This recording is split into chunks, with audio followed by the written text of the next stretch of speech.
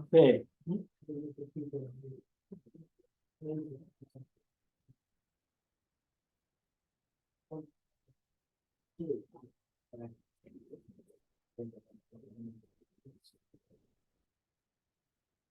So Saturday, we're gonna come here.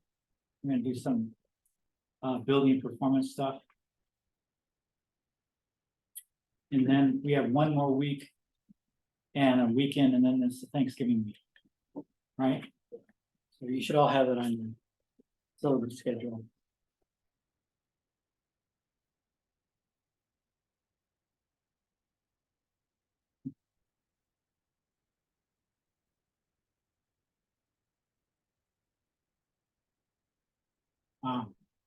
I'm bringing people here tonight. Ethan's on his way. The first night class we've had since the change in time, or Yeah. God, Saturday night. yeah. I hate coming when it's dark like this.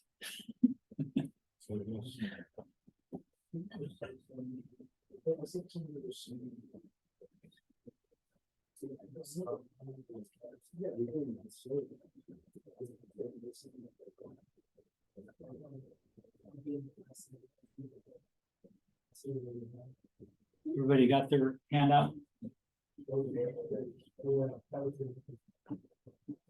You got your handout? Yeah.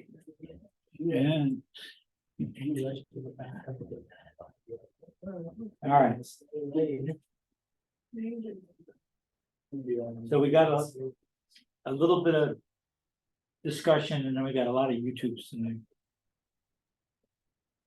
So here's a chance to sleep through part of the evening. No, you wouldn't do that. So take out your handout. The building performance on top, yeah. So, I mean, we've been talking about building performance off and on all semester, true? I think in that very first handout, there was, that she was on there too. So it's, now let's read what it says. Building performance or home performance is a comprehensive whole house approach to identifying and fixing comfort, energy, efficiency problems in the built environment. So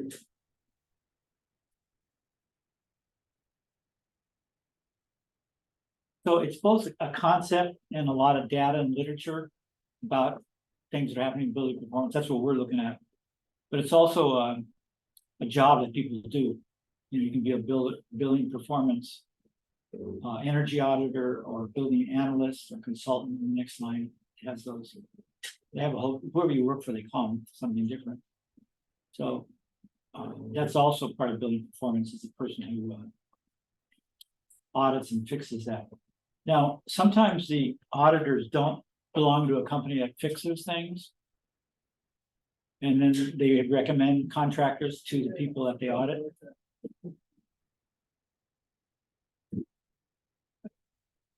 Hello, get a hand out. Made it.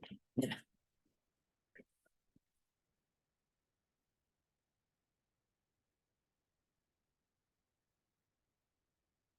Get a handout, Luis. Okay.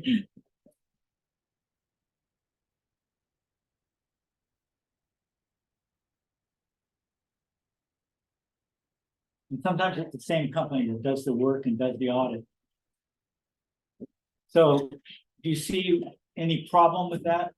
The company doing the audit and then doing the fixing? It's beneficial to them. Yeah. They could say a lot of things that need fixing that don't really need fixing because they're gonna do the work. So when you get into this kind of work, they have all kinds of templates of ethical practice policies. So things you tell the person you're auditing, you know, to show that you're, at least that your intent is honest. So you're not gonna make them pay for extra work they don't need.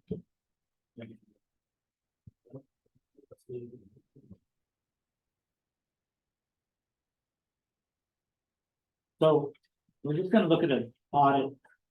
I made these at school because we were gonna develop an audit. We had a whole class on auditing in the years back. And this stuff we made during that class, the homepage at the top. Y'all see that?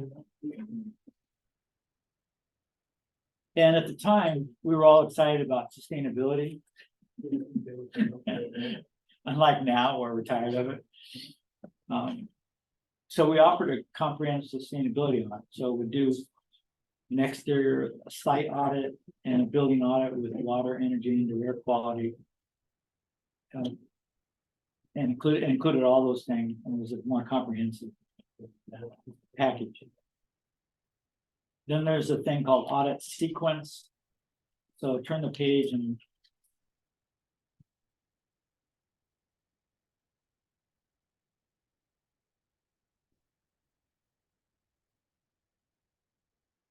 so if you did this, I'm going through this in case some of you may be interested in this for the future.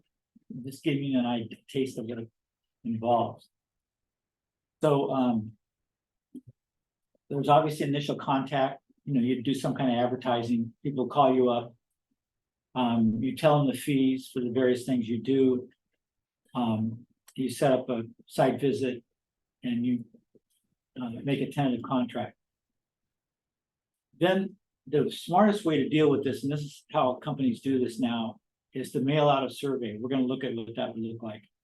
So you don't have to go out there and talk to them, because if you talk to them, you know how people like to gab. You could spend all day talking, and your profit for doing that visit would just go, you know, down the tube. So you don't want to do that. So one way of eliminating some of that is to mail out a survey or an online, however you do it. So they check a lot of stuff off.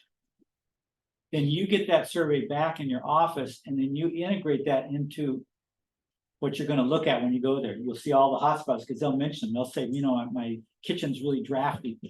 So you check that. So you make sure you go and look at their kitchen. So that's the best way to do it. Transfer the data to the file flag problem areas. Then you make your site visit. Site visit should be as fast and informative as you can make it. You go over the survey data with the client. You take pictures. You perform tests like a blower door test or a duct blaster test. If they write in on their survey, they're not getting air into all their bedrooms. Just the kitchen and the bathrooms get air. And it's a duct system, and it's probably a defunct. There's probably leaks in the duct, or the duct's falling away above those rooms. So right away, you know, you can ask them, and right away, you know, if you go up there and look at the ducts, it's part of your audit. Then after you do that, you input all the data. Most people who do this for a living have a software program that they work with. They input all the data. They do calculations showing what happens if they don't fix things, how much it'll cost them. For instance, if it's a heat problem, energy problem, they'll say, well, and getting their energy bills is part of some of the stuff you'll get in the beginning. And then you'll tell them that you tell them how much they could save if they repair some of these things, especially with the energy. So if you find out it's a duct that's fallen away, repairing that will just turn around their energy consumption. And you go over the problems, and there's we go to the next page. Back of the next page. I think it says page 4.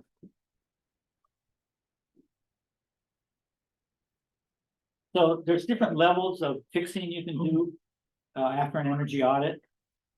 You can just replace things.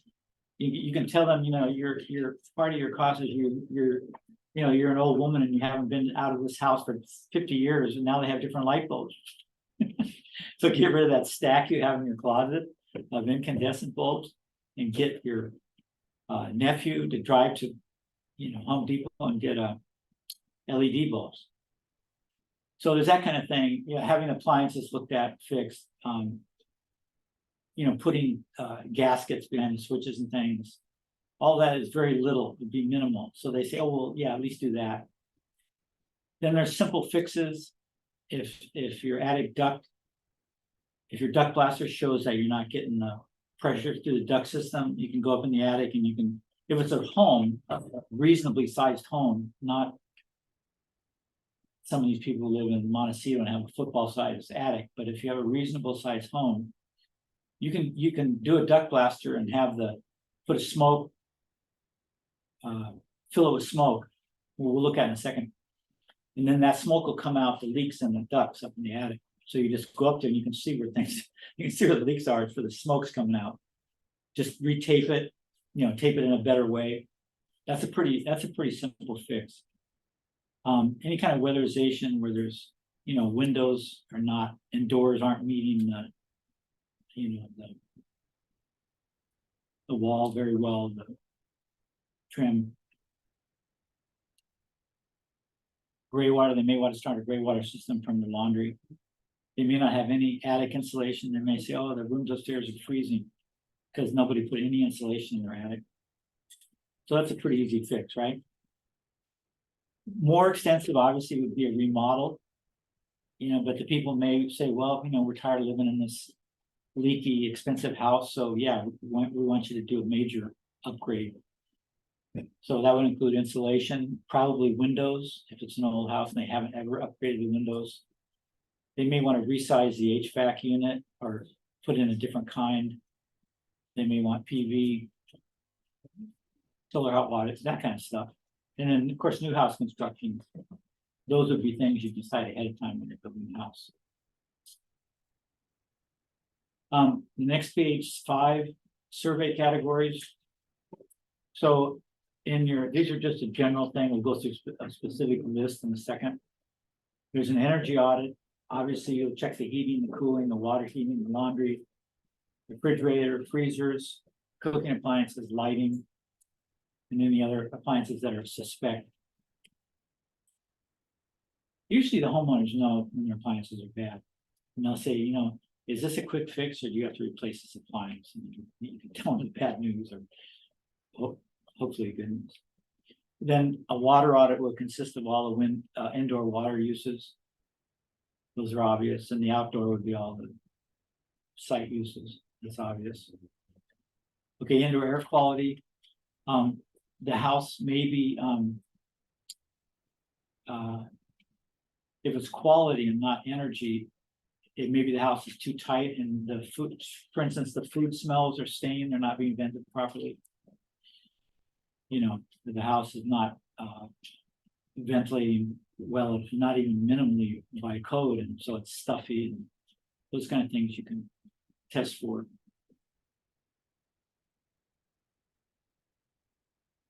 Carpet may have formaldehyde or dust mites or things causing allergies. Allergies are a big one, and you can pretty much you have a list, you can pinpoint those pretty easily. Inside chemicals, some people don't realize, like I store a lot of paint thinner and crap in my garage, and I never paid attention to it. But I also have a really good seal between my garage and my house, and none of those fumes go in, but I should clean it up. Most guys are working. Except for Manny, his garage is just, all right.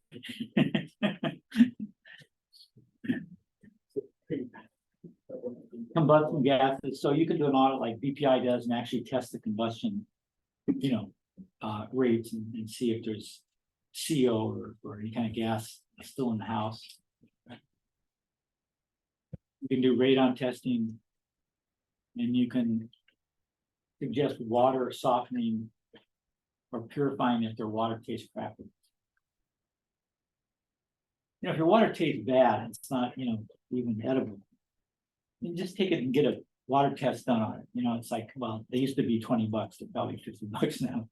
But that'll tell you if there's any toxins in the water, or sometimes it's not just toxins, it's certain minerals. Like sulfur is not a toxin, but if your water has a lot of sulfur in it, it doesn't taste good. So, and then you can figure out ways to mitigate whatever those particular odors or chemicals are. And, including getting a water system. They're not cheap though. I think you can, and if you have a water system, soft water system.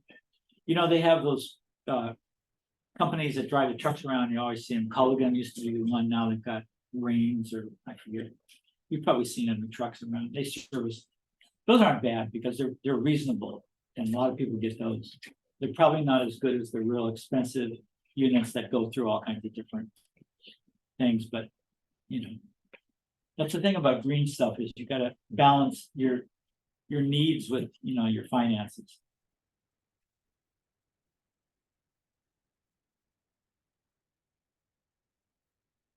Okay. So then it just gives an example of various site locations, what things will appear. Like in the kitchen, lighting, daylighting, window replacement, timers, dimmers. Hot water, energy efficient appliances, insulation upgrade. Then there's water things you can look at. Building material issues, right? Because there's countertops and cabinets in there, so. You know, it could be the family's allergic to they came into a used home and someone else put cheap cabinets in originally. And they have a lot of chemicals, and so they bring in and they've got a family and got young kids, and the kids are getting sick, and they don't know what it is. Could be something like the cabinets. So you have to replace those. Why? Why would they get sick? Why? Like what kind of wood or? Yeah, the what wood, makes like it- say they were what makes it- yeah, say they were particle board, which has a lot of formaldehyde and little things in it. Yeah, the cheaper the cabinets, the worse. You know, when I got my cabinets, I was amazed because I hadn't put in a set of cabinets for years. And I was amazed at how meticulous the decisions I had to make. So you could have, most people put particle board, what MDF, you know, what do they call MDF? Because it doesn't move, it's the mass that moves the left, so it won't ever warp. Wood, on the other hand, will warp, right? With wood, so a lot of people don't like that, but if you don't want the MDF and all the chemicals that are in that, it's not.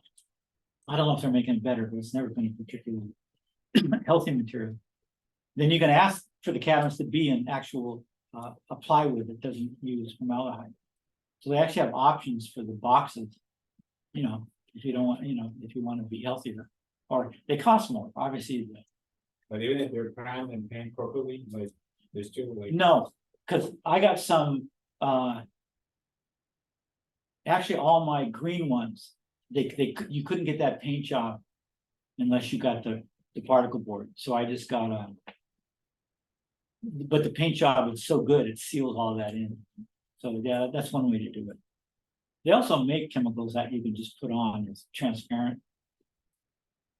And then in the wooden ones on my house, the accent ones, I got real wood for those, or I use wood.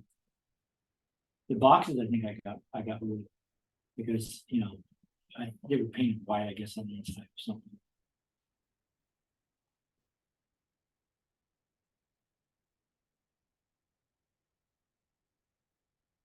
Okay.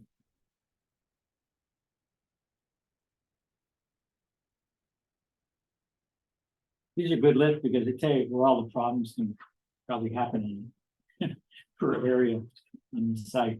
And then go to page 15. And this would be a typical client homepage. You're gonna have all their ID information. Then would have their preferences. Contracted services, whether all they want to do. And then a list of progress that you check off as each of those you went down. So it's a pretty simple type business. I mean, you know, you can make it as complicated as you want, but this would be like the minimum. And then on the next page, 16 through next, quite a few pages, because I want you to get an idea of how extensive it is. This would be the audit you send home to the client before you go out. And they would have to answer all these things, so it'll take them a while to do it. And they won't have all the answers, obviously. Like your heating costs including your utility bill. Yeah, you know, if you're living in, if you're renting. And then you have to find out if the owner will pay for some of this improvement. if they refuse to, and you don't have any money, then that's the end of the audit. You can just say, I found out I won't be able to afford it. But but you may have some money tucked away, or you may have a landlord that's, that wants to do his client's right, his renter's right, and will chip in some. And then it just talks about all the different types of heating systems. And this probably isn't up to date, because those appliances are the one thing that changed quite dramatically over the years. But it still gives you an idea. Cooling, same thing with cooling. Water heating, these are extensive lists, but again, you get the client to do the work. And then you just get this in the mail or online, and then you can plug it into your software, or if you're just doing it without a computer, you can just, take the information off of here and pinpoint where you're going to go when you do the audit. They'll tell you where the problems are. If their problems are ambiguous and they don't know, then you'll have to talk to them about it. Well, what are you saying about this? And they'll pinpoint it more when you're there. But a lot of them you can just get out of this.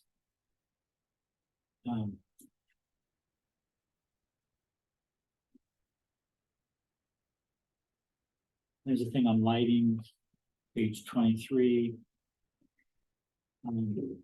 That's quite a bit on lighting, because lighting, how many of you, before you took any of your building classes here, how many of you knew what LED light bulbs were? Did anybody not know? No, okay. Well, yeah, maybe it's just if you're young people, or, I don't know. But there are a lot of people that won't know what they are, believe it or not. You go to some houses anywhere, and there'll be people that have, just old people that have been there, maybe an old woman or man living alone for years. They won't know anything that's gone on about that. Why would they know? They'll know the news, they'll know Israel's attacking Palestine and vice versa, but they're not going to know, construction things probably. So something like light bulbs may make a huge difference to them, to their energy costs. It's good to find those people. I lived in Maine for a while, and the minority there is French Canadians. Every place has a minority that everybody dumps on. In Maine, it's French Canadians, which is really funny, because when you come from California, that's the last thing you'd suspect. But and they come down from Canada. I mean, they for a long time, since the country started, and they come down from rural areas of Canada, which are really unsophisticated.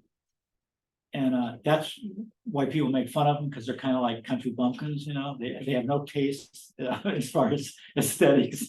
You drive up to Canada and you go through the areas, it's just a riot to see how they design things.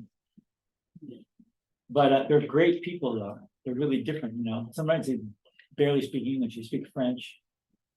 But they're really great people. But you get in these old cities, like, that city where that gun shooting was recently? That's a heavy Franco-American city, Lewiston and Auburn.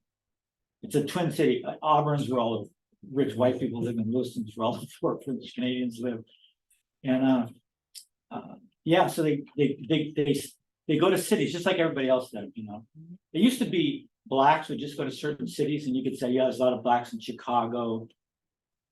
When I was a kid, you could say that, and you can't anymore. There's blacks, Hispanics, Asians everywhere. So you can't isolate anymore. But in Maine, there's still these, and they'll get old, and they'll get single, and there'll be these old ladies. And once I did some volunteer weatherization work, oh my God, you go into these houses and apartments, and they're 50 years old behind. I mean, just everything, they're dark and they're cold. And those it's really bad up in the northern half, because the winter will kill you if you don't have enough heating oil or insulation, right? And some of these old people are in really old housing stock, and it's not good enough. And if they're alone and they don't know better, they die all the time in those places.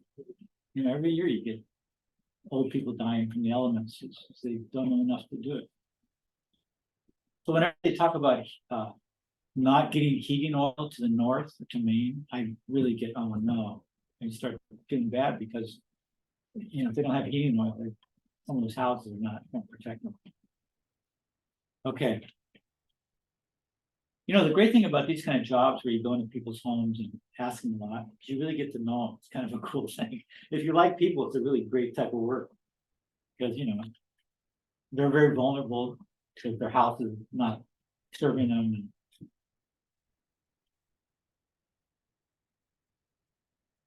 Yeah, so again, this is more, how old is your water heater? New, 1 to 5 years, 6 years, you really pinpoint all this stuff. You know, you're kind of just auditing the whole house and bringing it up to date to the extent they can afford it and want it, right?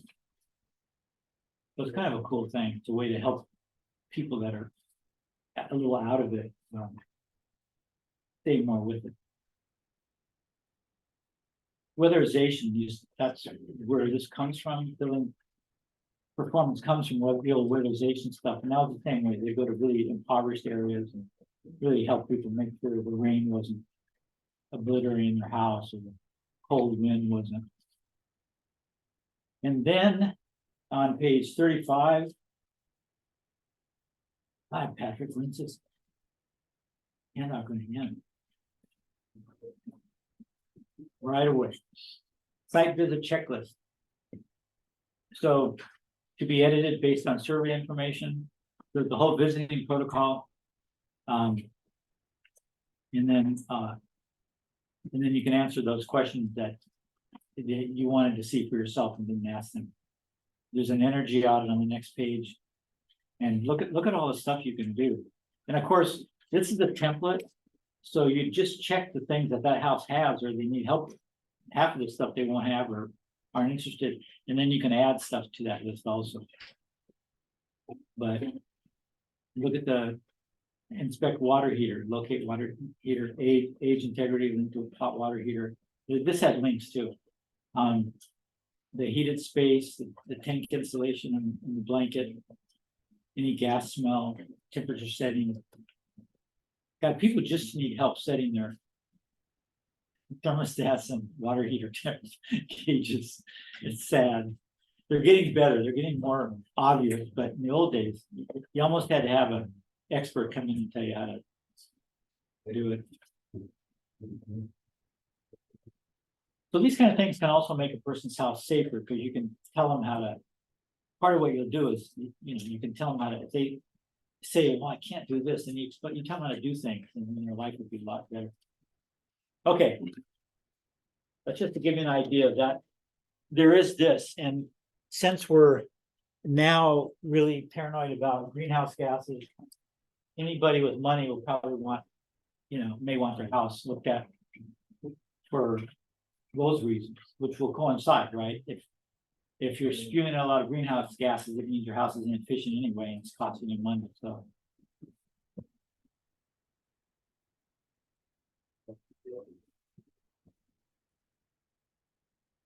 Okay, so.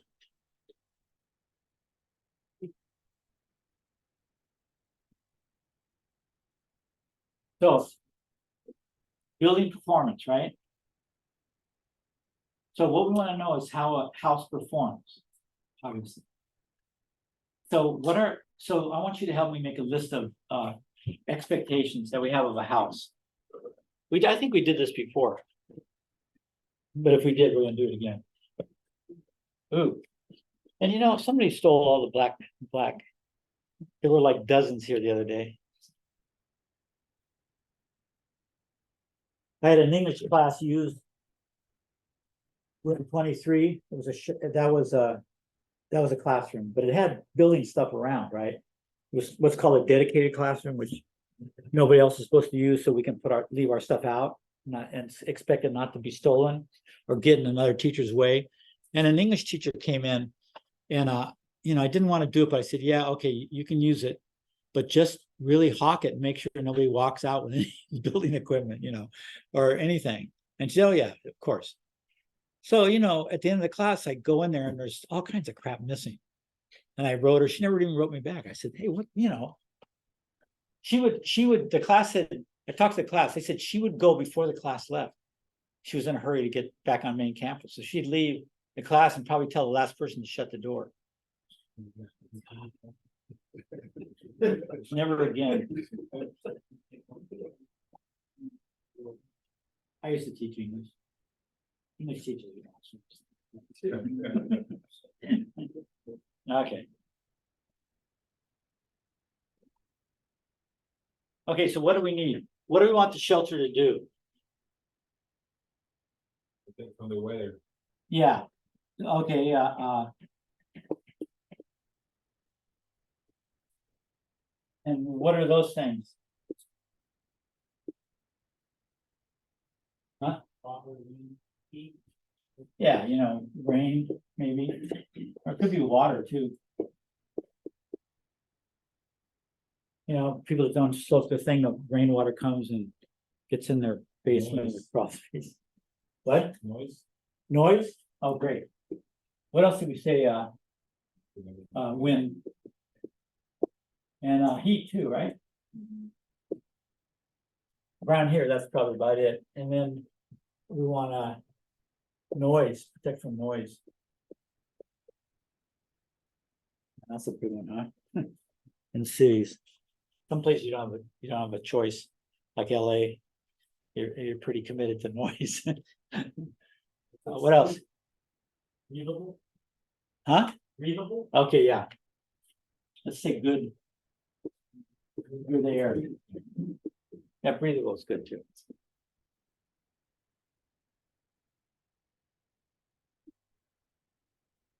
Want it warm? I mean, these are obvious, but that's what I want. Oh, cool.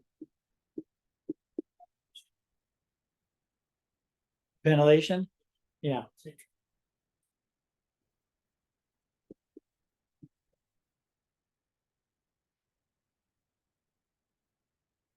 Dry.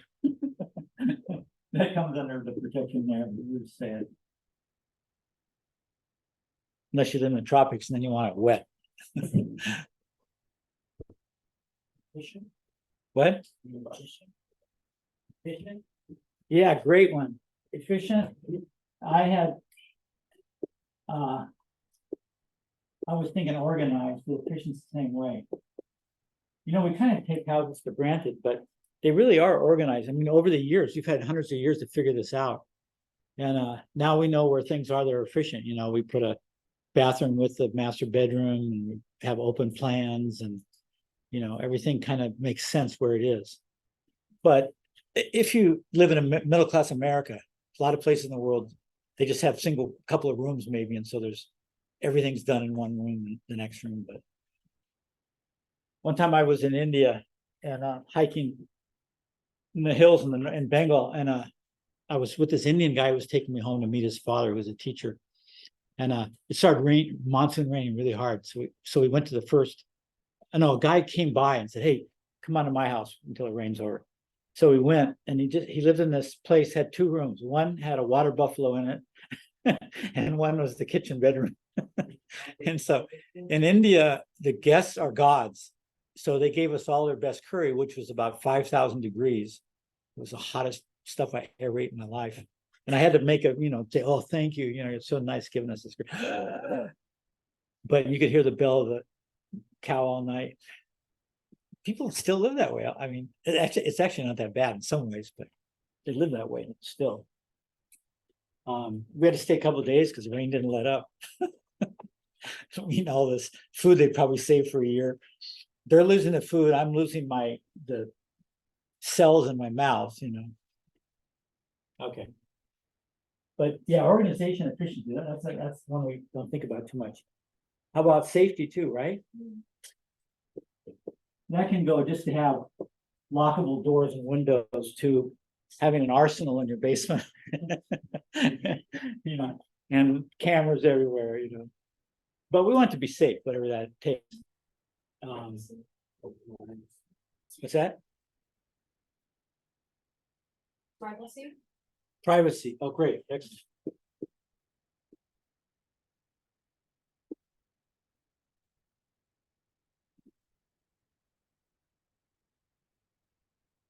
So we want to, let's say, cleanable.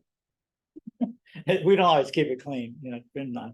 Everybody's got a different cleanliness level, but if we want it clean, it needs to be able to be clean.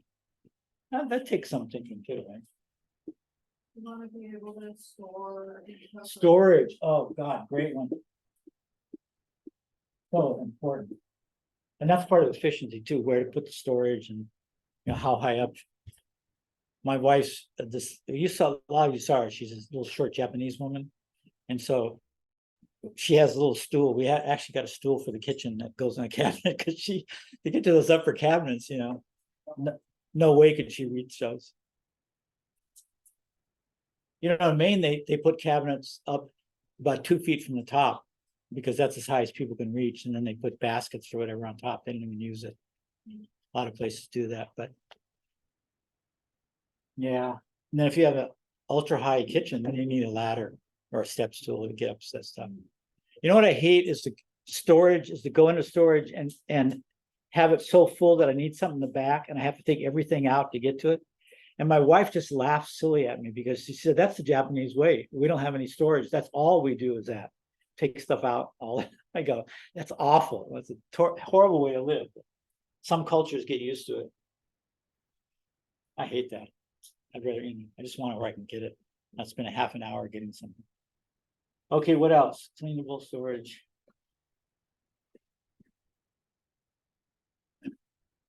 Want it to be pleasing to the eye, What's that? want it to be beautiful. Excellent.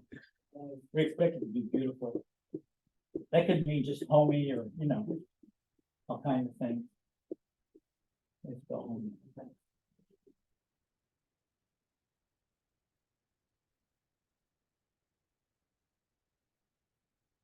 Let's add that thing, but I didn't know what to do that. Oh, you for sure, I heard in Siberia, hundreds of years ago.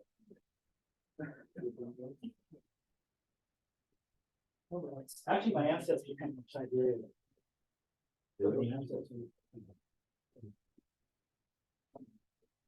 But then, you know, all individuals come from Siberia.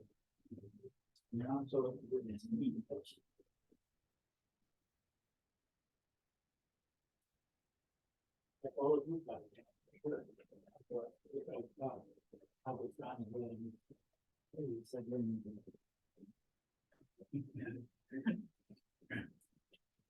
Unless your background has 100% indigenous, then you don't. But you know, in Santa Barbara, there's very few of those left.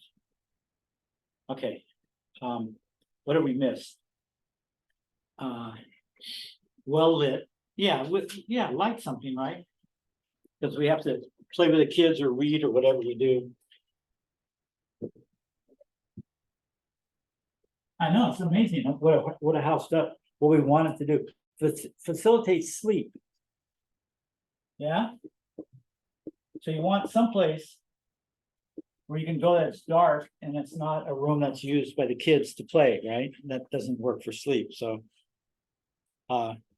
yeah, facilitates conversation. So every culture, and they overlap, has a conversation area, yeah? So when I grew up, it was the table at dinner. We just sat around and talked at that, because my parents both worked and kids went to school, so that's when we saw each other. But you know, the whole idea of a den, how many have a den in their house? Do they still have dens and call them dens? Yeah, so that's a place where people go, right, to talk and hang out, drink beers together. The living room sometimes, you know. But you know, we designate. The kitchen's a big one though, right? People hang out at the kitchen. Bathroom? Gotta have a bathroom, yeah. So what I put for that was waste removal, which includes a bathroom and waste baskets and someplace to put the trash.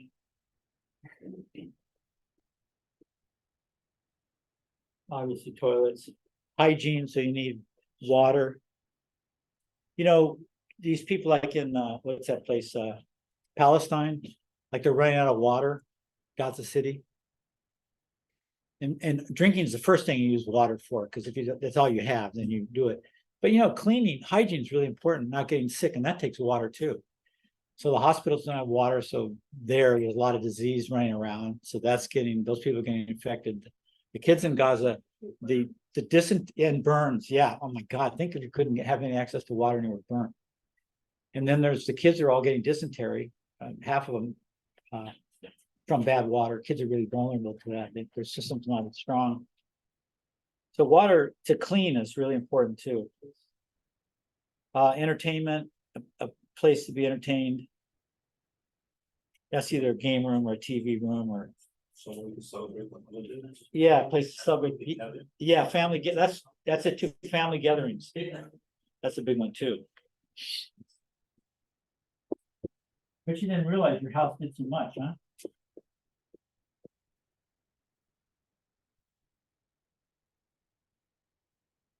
Okay, I think that's pretty good. Oh, and then at the bottom, I have impact of house on the site, neighborhood and world. So you don't want your house to be an eyesore to your community or be toxic to your community. Okay, good. So I'm gonna finish this page on building performance and then we'll look at some YouTubes. So building performance follows building science, which is just an application of science into the building industry.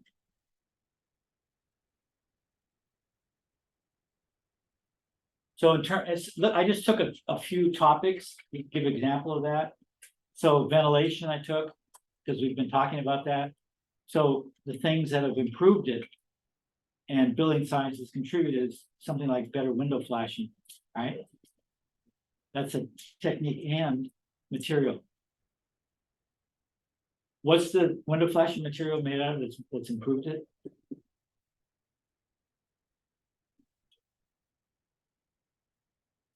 Picture thing or asphalt product. You guys ever hear the word bitchethane?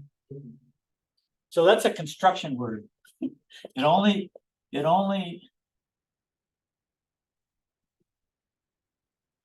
exists in the construction world and it doesn't even exist there. So I think there must have been a product.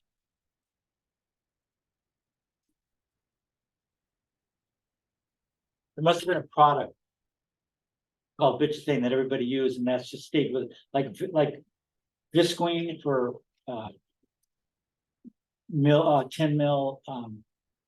polyethylene, you know, the tarp. They used to call it visqueen because that was a company. Any of you guys call it visqueen still? No. That's finally gone under. But bitchethane comes from bitumen, which is the way we say it. But if anybody here know British pronunciation? You ever hear the Beatles talk about things? George Harrison will say, here, sing me that tune. And they say T-U-N-E, they say tune. You ever hear that? Mhm. So this is really bitumen, the British pronounce it.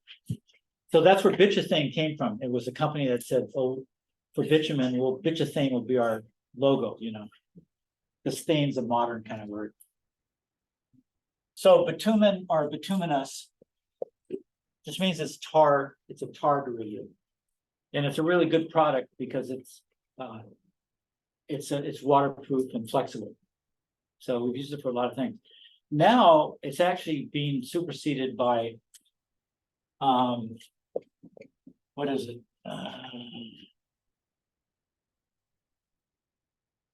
It's something they make caulking out of too. Maybe it'll be in one of these videos we'll look at.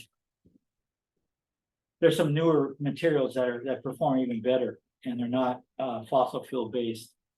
You know, bitchethane, asphalt's still a fossil fuel tar. Patrick, are you talking about caulking, flashing? Are you spread? No, I was talking about in the flex wrap. You know, those kind of things. They have that.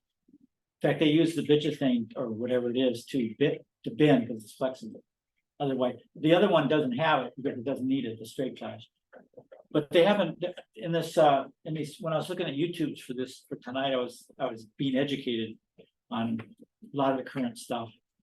And I forget the name of the chemical. You'll know it, but that's kind of taking over. And then house wrap is one that's helped with ventilation. And I looked at a bunch of videos on Z systems versus house wrap. Because that green cover it takes the place of house wrap.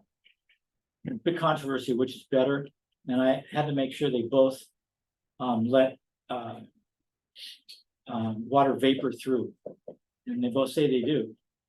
You know, there are a lot of products they were using saying the water vapor came through, and they were like plastic type products. I'm going, we'll have to wait and see. But one of the new products, you know, you look at it, it's like a rubberized thing. I don't know how it can breathe, but they say it does. And then blower door. So ventilation's had a lot of and duct blaster had a lot of technology thrown at it. It's become better. HVAC same way. Passive solar heat, that's not exactly new, although it's relatively new being used in our kind of houses. Heat pump technology is new, that's affecting the whole field of HVAC. And of course, shelf sealing and insulating. You know, the more you seal a house and insulate it, the less heat you need, right? So, you know, you can do a computer program and figure out how big of HVAC you need for that. Getting less and less all the time because of our shell experience.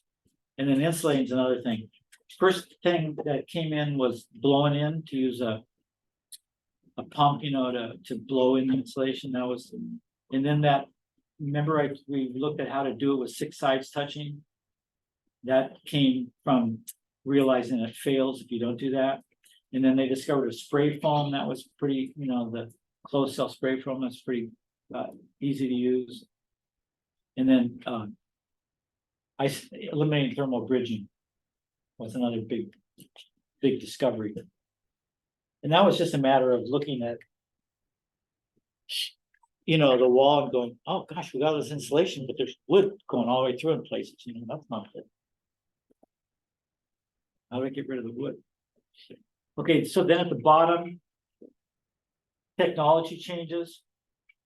Caulking's gone through a whole revolution over its life, you know. I mean, every year it seems like its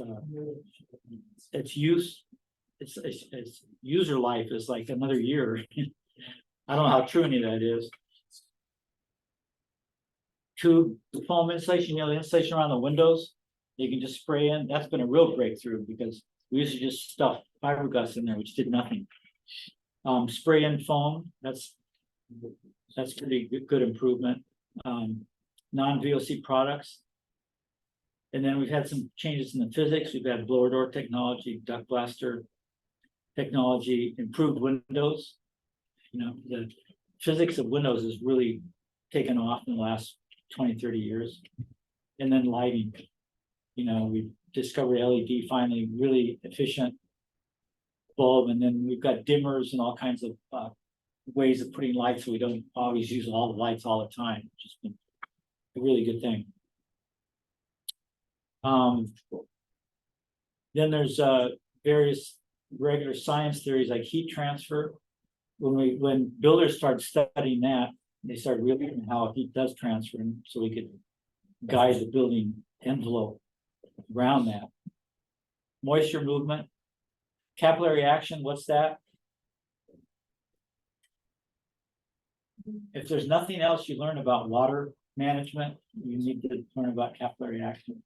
Okay, when it goes south instead of going down. Yeah, it's when a pressure draws the water in, so it can draw it in from any direction. What that being called again? Capillary. It's like we have capillaries, the end of our blood vessels, smallest one is called a capillary. So it mimics a blood vessel. But if the pressure is right on the inside of it, it can just suck up water upside down. So, you know, for years we thought, oh, you don't need to do anything there because it's on top. And then now we find out, oh gosh, that's not always true. So it's not a huge thing, but it's sometimes people just can't figure out where the leaks are coming from. And if they know it's capillary action, they know it can come from different areas. Can it also go sideways? What's that? Can it also like extend? Yeah, oh, yeah, it can go it can, It's like when you put a paper towel in water, it goes up in the paper towel. Yeah, so that's what that is. Then we've had, the glass, let's see where, oh yeah. We understand ventilation and air movement a lot better now. And then some, we've had seismic, we understand how earthquakes tear apart buildings. And so our hardware, our framing hardware has responded to that. So, yeah, I mean, science is a good application of building. And then measuring is another part of science. That's the last category. And then blower door, we could finally test ventilation, which we never could. And there's not much you can do about it if you can't test it. You know, you can say it's still leaky and then just go nuts trying to find those leaks. Which is what everybody used to do. Duct blaster is really good. We can find tears in the duct joints or ducts falling off. Moisture meter testing. Moisture meter, that's a great thing, right? We can go and find wood. Inspectors can go to your frame, and if it's too wet, tell you can't cover it up for another week. But you want to know that. You don't want, mold to grow and house not perform. And then computer software calculations. And then building code prescription versus performance. That's the last thing I want to mention. So now, if you get a permit, you have to pass the minimum requirements for a house. There's water requirements or energy requirements, all this kind of stuff. And there's two ways you can do it. You can do a prescriptive. Prescription means they tell you what the requirements are. The wall has to have R18 in it, or whatever it is, right? And that's all you got to know. And you go get the R18. If they come and you don't have R18, they say this is no good, go back and get R18. So everything can be done by prescription, or it can be done by performance, which means you do whatever you want to do, but then if it's something we don't know about, then you have to show us that it performs the same way as the prescriptive way. So now they're actually making, especially in commercial buildings, they're not signing off for a year, and they want to make sure the performance equals what the prescriptive standard would have been for that year. So if your place doesn't perform, they won't sign it off. So that's kind of interesting. And they have all kinds of computer programs, so you don't have to figure it out yourself. You just, they'll show you what you can how you can substitute things, and they'll do all the math, so you don't have to do it. It's quite I guess it's good. Sometimes I think we're getting far too complicated as a culture. But since we are complicated for now, it's good that we can do alternative things, because they may be actually better, they may perform better. And we don't want to not be able to use them. So this allows people to do alternatives, which is good. You want to take a break now? Okay, take a break now, and then we'll just look at a whole shitload of YouTube.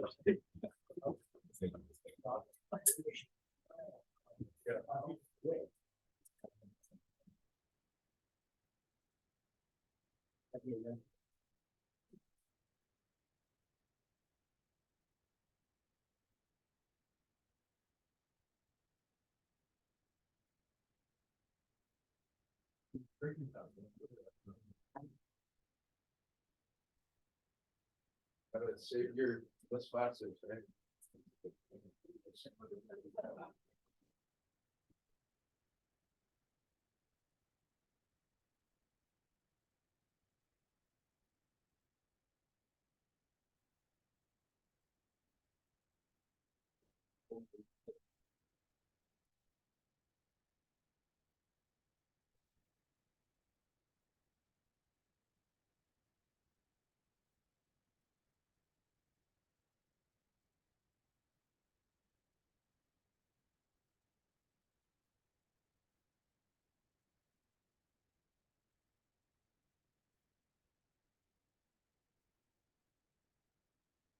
Hey, how was your demonstration?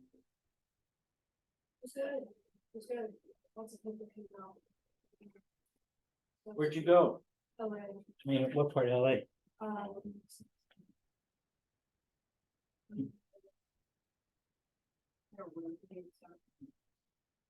mean, I don't know. Central LA down.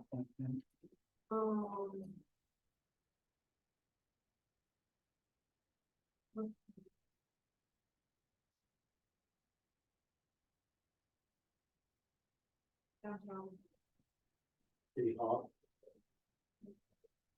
that's where it's. like, water. Yeah. A lot of people, Yeah, good turnout, this was for peace and. yeah, for ceasefire.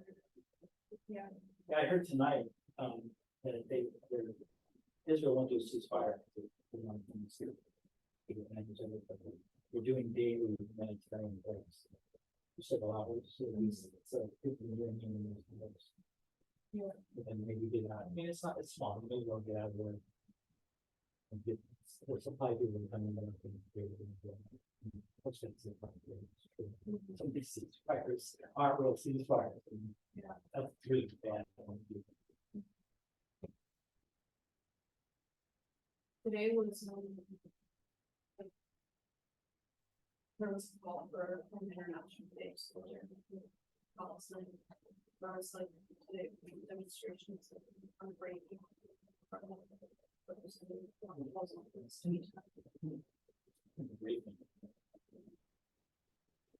You know.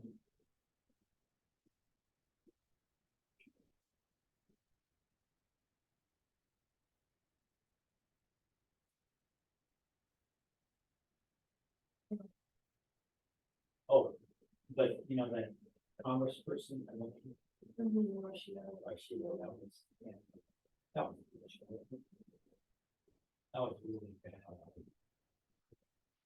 But you know, it's like separation of religion and state. They do all kinds of weird stuff. Christians like all of them. And conference, right? No, they're, they can't do that. You're not supposed to do that.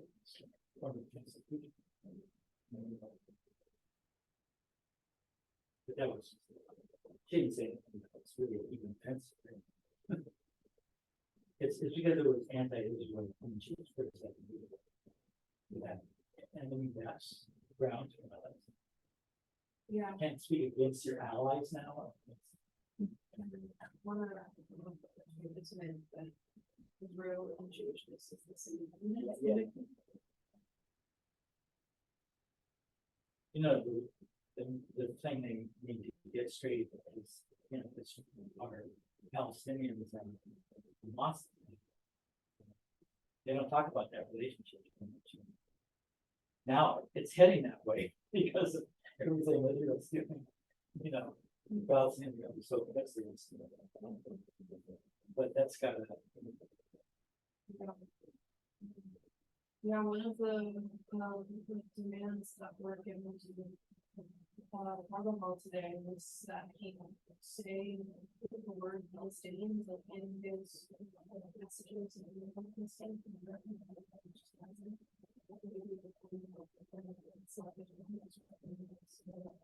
for peace in the region. Oh, But what about, you know, specify yeah. who's being. Well, you know, These people exist. yeah. Well, you know, it doesn't, you know. You know, you can't just keep blaming people back. You just have to say, okay, let's figure out what is wrong with this situation, what needs to change, right? And not any other factors. The factors though.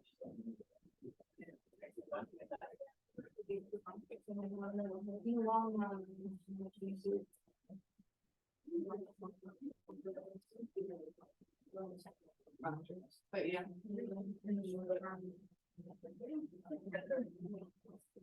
Yeah. I mean, you know, it's true that.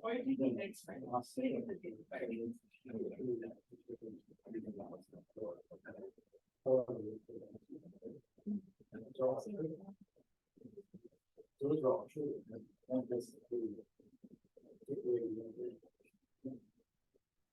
Yeah. Yeah, it's just.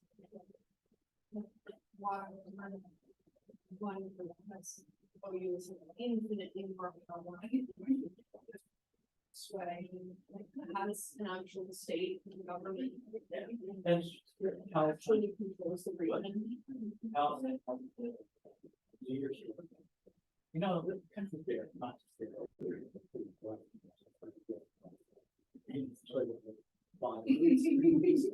And they have never. You know, it's probably the thing, I'm really, really like it. And, it's the guy's name, when they have, I heard that. Really consider. Most of the agreement situation. Yeah. It's kind of altogether. I just- I think so. And then, because he did that, it makes sense. Didn't have it. See, it's like, Next week is probably. Figure out.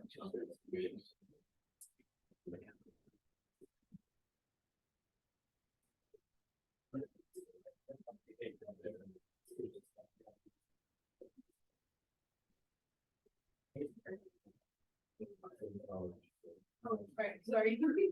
Class, You know what I really. And I, you know, I sort of.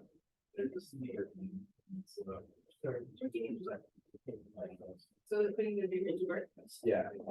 Yeah. Why didn't you? And I would move it out. Far out.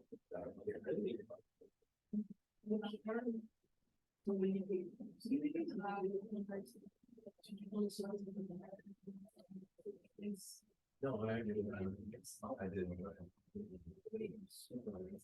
Like, what is it? You like back here, you I don't know if I heard you on the phone. And then I can keep the way fit. And I mean, if you just look at the way up to our. Everything on the job, yeah. You know, they should have. And we don't have to, there's just something.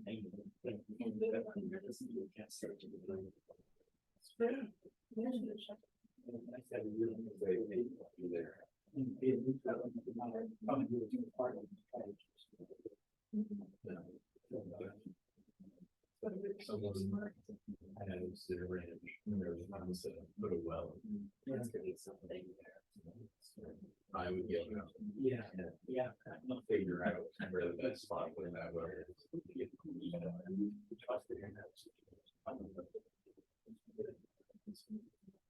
And I ran through that.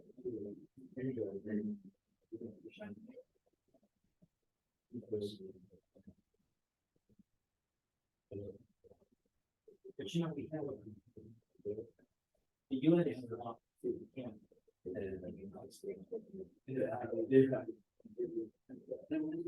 It's actually. So.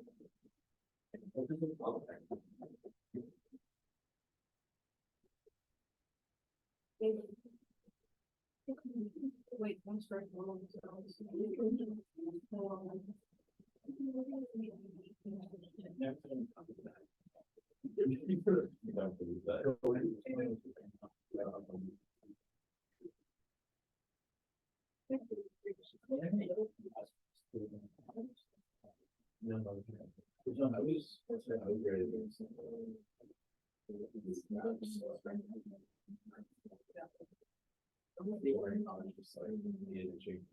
They should have like, they want all of it. They should. But that's like what weeks or 3 days. Compared to. Basically, If I was like, you're making up the it's not- And they say, well.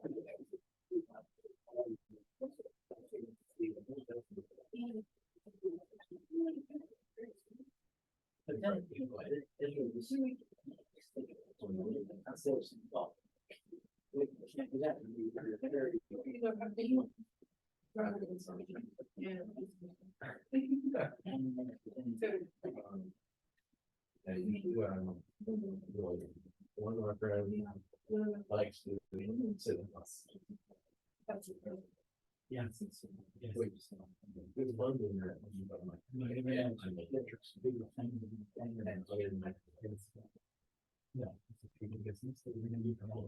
Oh, okay. Very can take you with the light. Okay. Good, so. Yeah. And I'm kind of.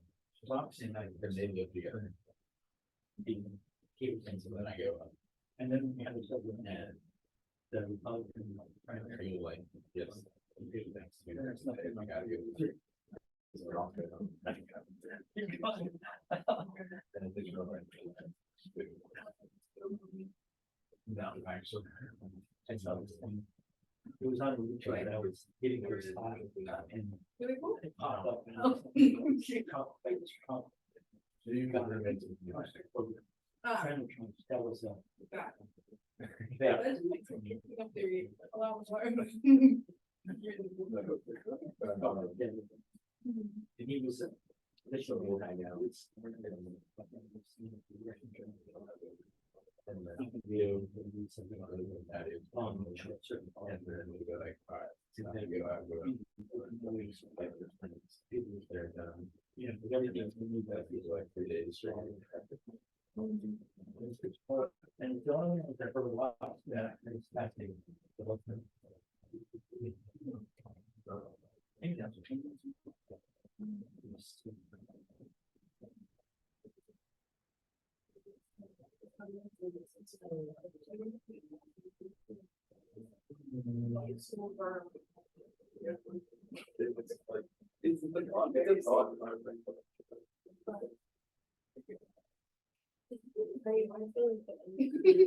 I'm doing it very. I'm curious about it too. Because I don't before. No. Yeah. And you know, it's election time here, so big things you can see against one runners. It's serious.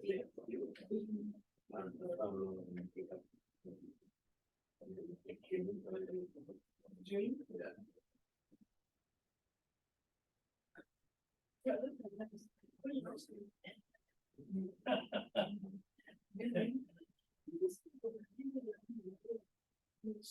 Oh,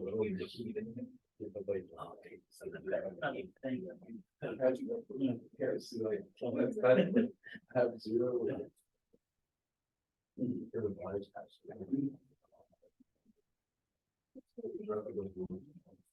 Okay. Go to the door. But it is me.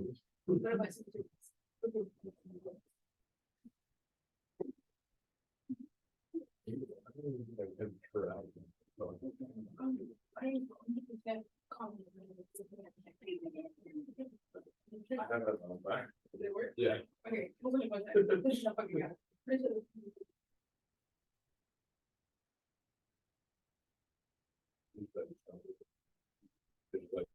Something that happened. That happened. I haven't. Started finding out a little bit more. It was like this one. Most of the time. Like I know that beforehand.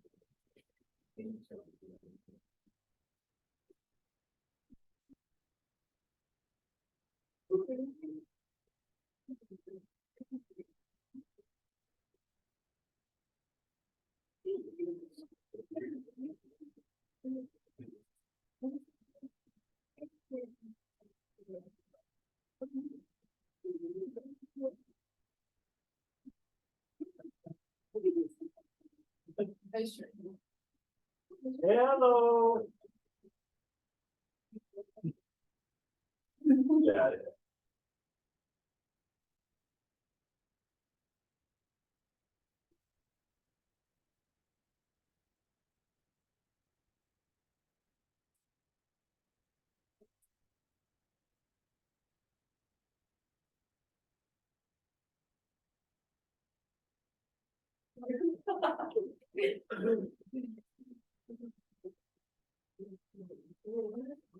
I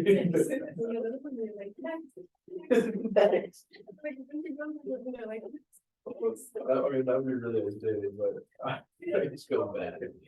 I think I'm working. Yeah.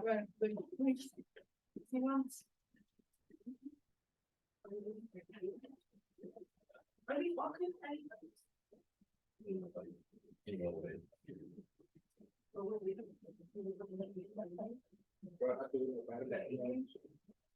Early my age. I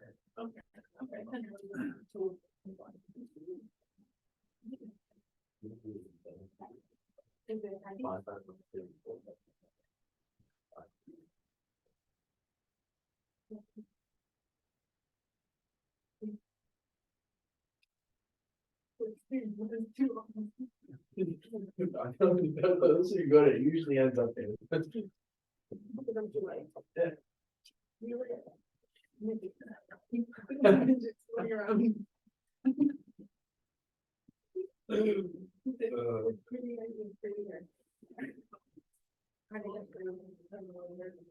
know, my.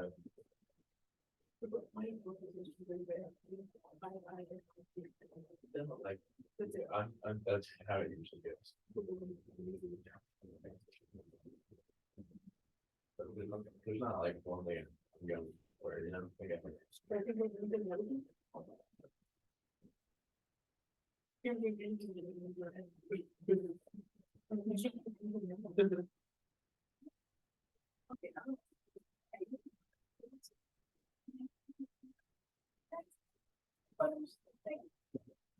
Yeah.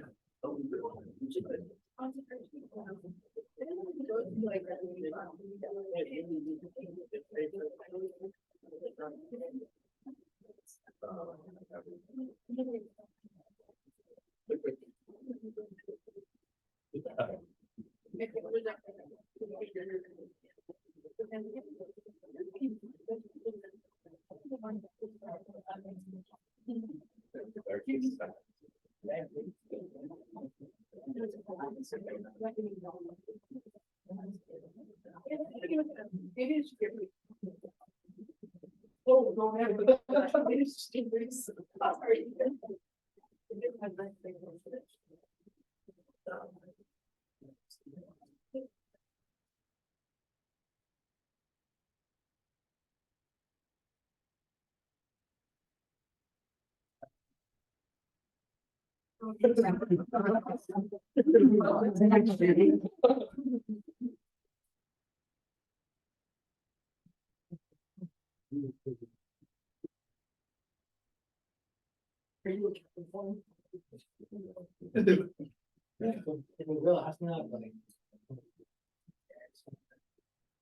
One girl asked me what your horoscope was about.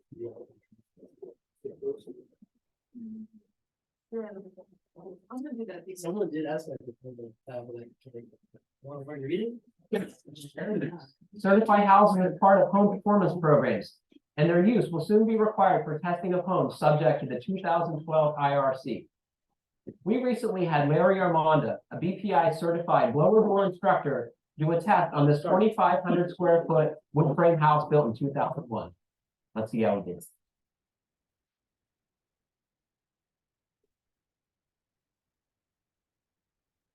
To prepare for the test, Larry turns off the heating and air conditioning system and any appliance with a flue. This step is important because the blower door's powerful fan could suck exhaust gases with carbon monoxide into the house during the test. Larry leaves his keys on the water heater as a reminder to turn the system back on before he leaves. Next, Larry walks around the house, closing and locking all the windows and exterior doors, including those in the garage. He opens all the interior doors and turns off any ventilation fans, like the range hood and bath fans.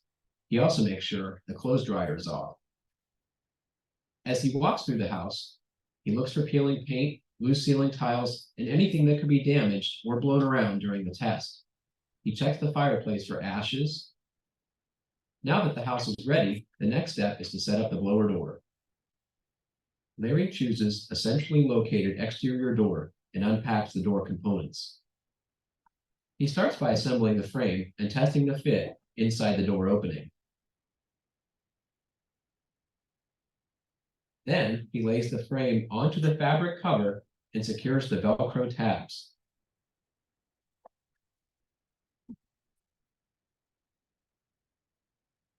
He reinserts the frame into the door opening.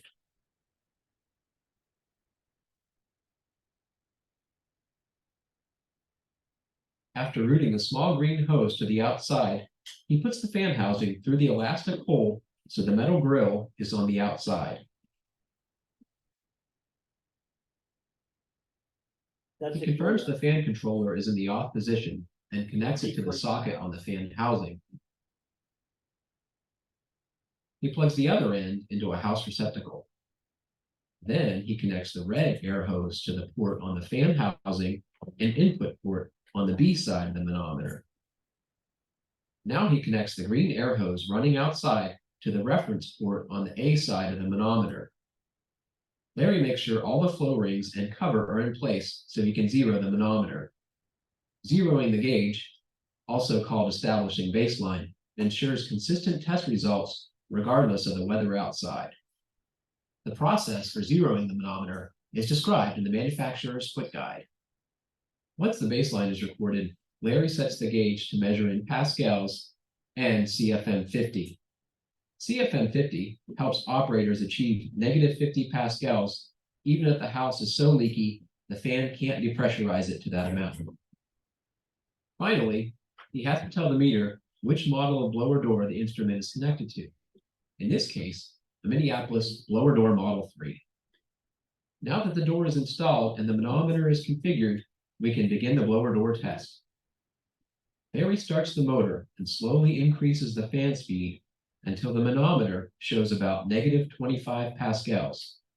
With the blower door holding steady at -25 to -30 pascals, he makes sure ash isn't being pulled from the fireplace or any interior finishes are in jeopardy of being damaged. Once he's certain everything is okay, Larry returns to the fan and increases the speed until it reaches -50 pascals. If he were unable to reach the -50 pascal benchmark, he'd remove a ring or rings and try again. If he still couldn't get to the -50 pascals, he'd use the manometer setting that extrapolates the current reading to -50. With the CFM measurement recorded, he then walks the house with the fan running to look for obvious leaks. A puffer, sometimes called a smoke pencil, is one common way to look for leaks.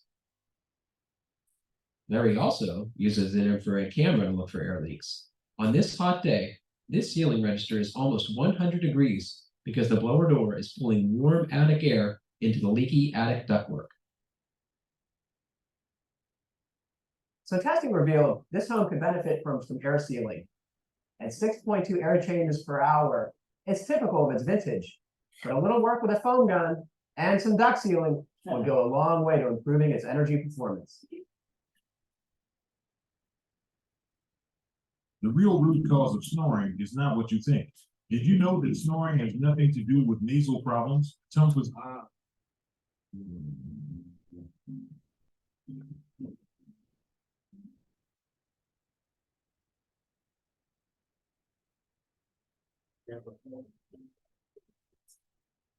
This video will demonstrate use of the Minneapolis duct blaster system to conduct a total leakage duct pressurization test. So this setup has a fan and a manometer, but it's a different arrangement because it's, work on ducts or. Total leakage test measures all leaks in the duct system. Both leaks in the ducts that are running outside of the house, as well as leaks in the ducts that are located inside of the house. The basic concept of the total leakage test is really quite simple. We're going to connect the duct blaster fan up to the duct system, typically at a central return. We're then going to tape off all the remaining supply and return registers. We will then blow air into the duct system using the duct blaster fan and pressurize the duct system to a test pressure of 25 pascals, which is equivalent to 0.1 inches of water column. The airflow needed from the duct blaster fan to achieve our test pressure of 25 pascals is the measured total leakage rate.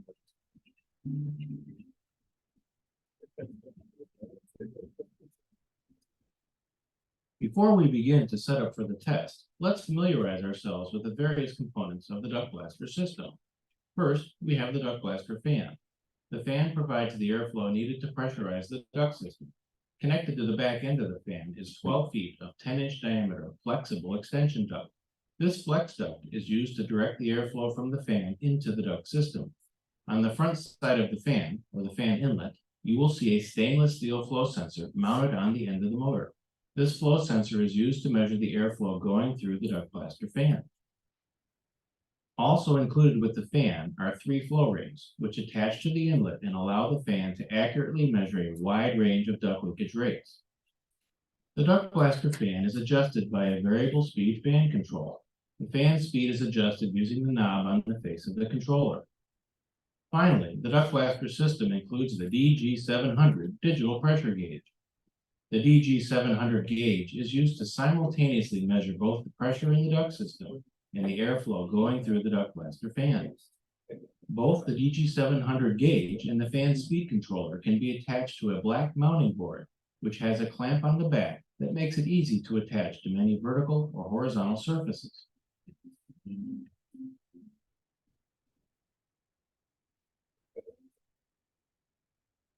Now let's get started setting up the duct blaster system for the test.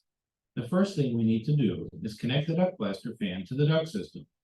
This is typically done at either a central return or the air handler cabinet using the blower compartment access panel.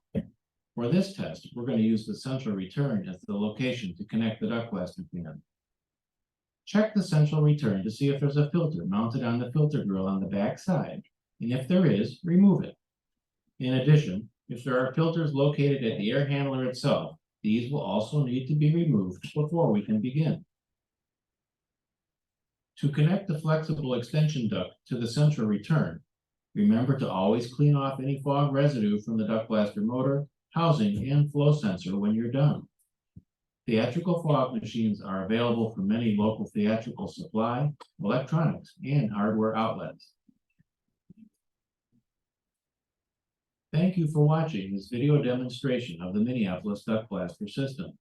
If you have any questions on how to use your duct blaster system or on other products sold by the Energy Conservatory, we'd be happy to hear from you. Thank you. Hi, Matt Rosendahl from Great Lakes Home Performance. Just an intro though, this video. So this flow meter, if you want to determine the CFMs of say a bathroom fan, thinking about using it for a whole house fan, you just want to know this is a device you can put up in there with that same manometer and determine the flow rate of it. Video is for home performance professionals. So if you're a subscriber to my channel and you're not a home performance professional, then maybe you want to skip this video. But we're going to talk about testing bath fans. I have right down here the Energy Conservatory exhaust fan flow meter. Some people call it a flow box. It's really the flow meter is what you call it. And there's a couple modifications that I did to mine. First of all, I added 3 more strips of Velcro to mine and another strip of Velcro to my gauge so that I can stick it right on there and free up my other hand. I also have my taps labeled blue, green, clear, and red. And I've just cut a little piece of red tubing that's going to go from my red to the pressure port on the pressure fan. And I usually test bath fans on setting B. This little opening moves back and forth. Most of the bath fans that we test halfway open is just fine. So the settings for the gauge, if you want to zoom in on the gauge, we turn it on. And we're going to start, we might want to turn on the light, because sometimes in the bathroom it might be a little bit dark. So this is the same computer manometer that you use for the duct blaster and blower door. So we could conceivably get one in the all 3. And we're going to go mode, device, config, and time average if we want to. So for mode, we want to be at pressure and flow. So it says PRFL. For the device, you can see that the default is BD3. We're going to hit this, I think, 5 times so we get to EXH. Nobody ever knew what EXH was until now. It's for the exhaust hood. And then configuration, its default is A1, but we're going to hit that once and go to ring B2 because that's the opening that we have for these. And that's good for measuring most of the bath fans. Time average, we can leave at 1. If it's a really windy day, we can take a long-term time average, or at least 5 or 10 seconds, but 1 is sufficient for most operations. One of the other modifications that I made is that the flow meter came with this yellow, it's actually a painter's pad for sanding drywall and things. It has Velcro on the inside of it, some industrial Velcro. And this handle, the silver handle that I have was what came originally with my original pressure pan. Well, I just took the head off of it, put a sheet metal screw in there, and it makes a really handy handle for the pressure pan. So all we're gonna do after picking it up slowly, so it doesn't get dropped a lot. We come in here to the bathroom, we're gonna flip the fan on. And I should also note that you might want to wipe off this surface. If it rides to the back of your truck, then this surface might be a little bit dirty. It will make marks on the white ceiling like this here. So we just move it up to the fan, and center it over the fan. And you can see we've got a read. You come over here and look at the gauge, you can see we're at 54 CFMs, 55 CFMs. So this fan is working properly. Remember, Energy Star version 3 requires that a bathroom that has a shower or a tub in it has to be at least 50 CFMs. So this is probably a 75 or 80 CFM fan that is going at 50 to 54, which is normal. So there you can see how easy it is to test that fan with the Energy Conservatory flow meter. You'd be surprised when you start testing that fan, how many of them don't blow anything at all. Sometimes if I don't quite believe this number and I want to double check it, we can hold a piece of toilet paper up there, because a piece of toilet paper might hold at, 10 or 15 CFMs, and that kind of tells us if this thing measures 0, we want to know if it's completely blocked or if there's a little bit of flow in there before we turn the thing all apart. That's my 2 minutes on using the Energy Conservatory flow meter. If you have any questions, please be sure to leave them in the comment field and I will do my best to answer them. If there's any additional information you want about being a professional energy rater or having your home rated and tested, visit GreatLakesHomePerformance.com and hit me up in the contact page. Thank you very much.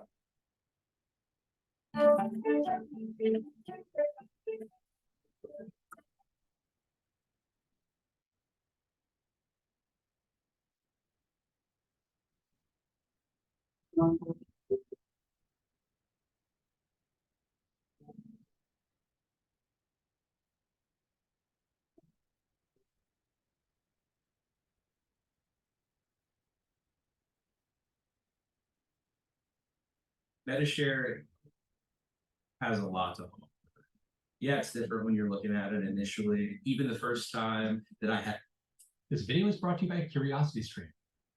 Many of us still rely on fossil fuels for heating our homes, either by burning something like natural gas for heat, or by using it to This produce is why electricity heat to pumps are power space essential. heaters and air conditioners. And typically, resistive electric heat is about 100% efficient. For every watt you put in, you get 1 joule of heat back out. However, we have a solution that could move 3 to 5 times more heat than the electricity that we put into it. Heat pumps are an amazing piece of counterintuitive technology that can be 300 to 500% efficient. In the past, they struggled in more extreme conditions, but things have come a long way since then. How well do heat pumps actually work, and should we be using them everywhere? Let's see if we can come to a decision on this. I'm Matt Farrell. Welcome to Undecided.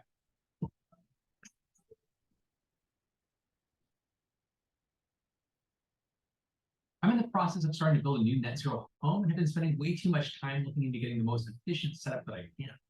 The rabbit hole that I went down set me on a strange path through the world of heat pumps, where I discovered some things I didn't know were an option. Heating and cooling systems are one of the largest sources of energy use in most homes around the globe. In Europe, they represent 50% of the total energy consumption, with approximately 80% still based on fossil fuels. Here in the US, heating and cooling electricity use is lower at around 31%, but that's still substantial. And many homes are still heated directly using natural gas and oil. Just the US alone is producing about 441 million tons of carbon dioxide annually, just from our heating and cooling needs. But what if there was a technology that didn't require fossil fuels and seemingly breaks the laws of physics by producing more heating energy than the electricity that you put into it? Enter the crazy world of heat. In the world of physics, you have something called the conservation of energy. In a nutshell, the energy within a closed system must remain constant. You can't create or destroy energy. You can only move. I gotta give you one of those. Surface level So heat cool. pumps seem to defy this rule because you get 3 to 5 times more heat energy out of a heat pump for every watt of electricity that you put into it. But it's not creating heat energy. It's only moving. You're essentially using 1 watt of electricity to move 3 to 5 joules of heat. For instance, heat pumps extract heat from the outside air or ground to heat the inside of the home or office. They can also operate in reverse to chill your house, just like an air conditioner. They move heat from the inside of your home back out into the ground or outside air. In essence, a heat pump is simply a series of heat exchangers, moving hot air out of the house during a cooling cycle and hot air into the house during a warming cycle. But we'll start by taking a look at how heat pumps heat and cool our homes, but there are some other interesting ways that we can put heat pumps to work in our everyday lives. We'll go through 2 of those as well. So let's start with the first area, which I've already touched on, and it's heating and cooling your home. The most common type of heat pump used for this purpose is air-air heat pumps. But these pumps are pretty similar to air conditioning systems.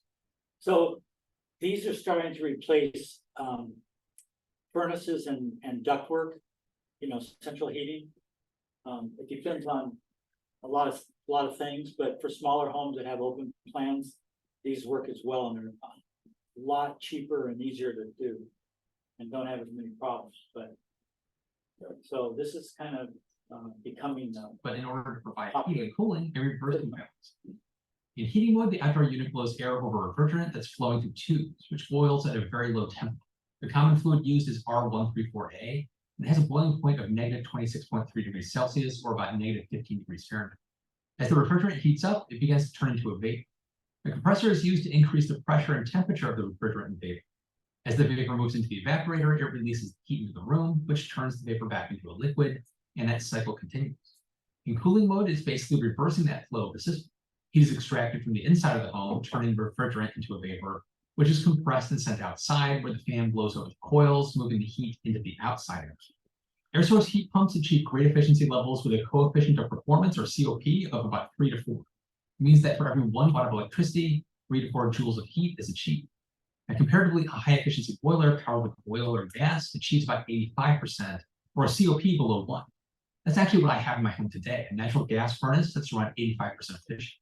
I'm going to be changing that soon, but more on that later. Heat pumps are very flexible, can work with forced air as well as underfloor or radiant systems, but you may need a larger size radiator to ensure that its surface area is large enough for releasing enough heat into the room. And unlike natural gas and furnaces, heat pumps are environmentally friendly since they don't release any harmful gases. However, the major challenges for making heat pumps the mainstream choice are the upfront cost, reduced efficiency in very cold climates, depending on the technology, and a lack of regulations in some parts of the globe. According to the Energy Savings Trust, an air source heat pump for a 4-bedroom detached home located in Northern Ireland can annually provide about 4,300 pounds, or about $5,600 in savings, and avoid 6.5 tons of CO2 emissions when compared to an old G-rated liquid gas boiler. Comparatively, in the US, an average homeowner can save between $815 and $929 per year by replacing an electric furnace and oil boiler with a heat pump. However, if you consider a natural gas boiler, the savings are lower since gas is so cheap, which means a savings of about $200 per year.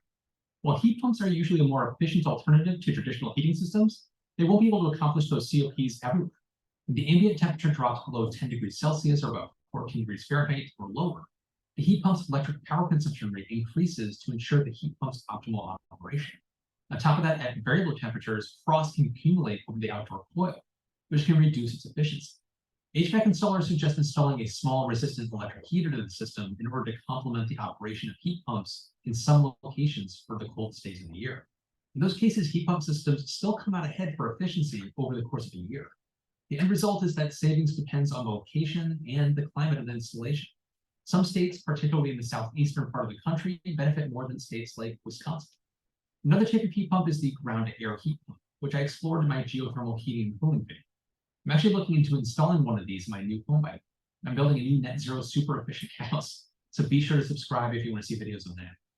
More of the assessments performed while planning our HVAC system estimated that our yearly operating costs for heat, air conditioning, and hot water would be about $2,121 a year for an air-to-air heat pump system.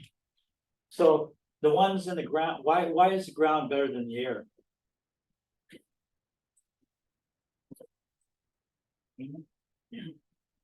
Cleaner? Remember, a few feet under, the temperature of the ground is about between 50 and 60 degrees year round. What's the air is going to vary, all over the place, but the ground's several feet under the ground is actually warmer than the air on average. So, except you got to dig up, it's a much more extensive thing. That's why most people aren't doing that now. Geothermal system, by comparison, would cost us about $1,175 a year to operate. Now, in basic principle, geothermal systems work the same way as air to air, but liquid is circulated through tubes deep into the ground. They're also highly efficient with a COP of 3 to 5, but their problem is the high upfront cost, which ranges from $10,000 to $30,000 according to Energy Sage, but it can go even higher. It's mainly due to the cost of digging and drilling to install the ground loops, and those costs increase with deeper holes and tighter spacing.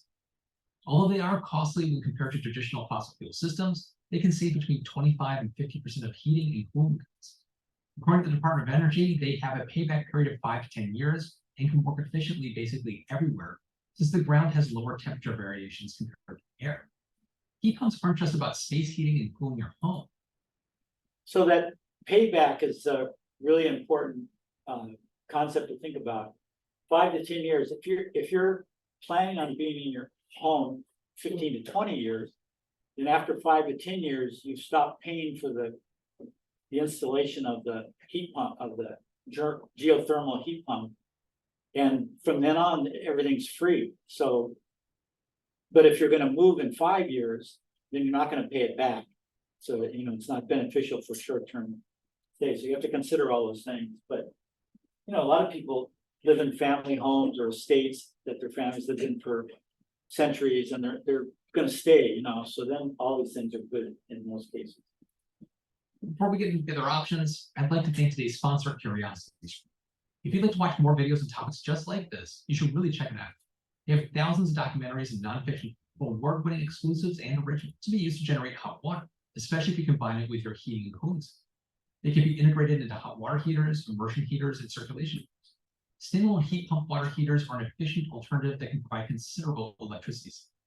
While tankless water heaters are popular, they have long return on investments from 15 to 18 years, where hybrid water heaters have a return on investment of about 4 to 7 years, with a lifespan of about 15 years.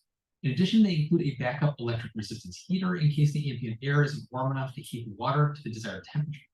However, you do have to take into consideration where they're being installed. They have to be installed in an area of your property where the temperature ranges from 40 to 90 degrees Fahrenheit, or about 4.4 to 32 degrees Celsius. And they require at least 1,000 cubic feet, or 28.3 cubic meters, of airspace around the water heater to operate to spec. This works out great for a garage or a basement installation.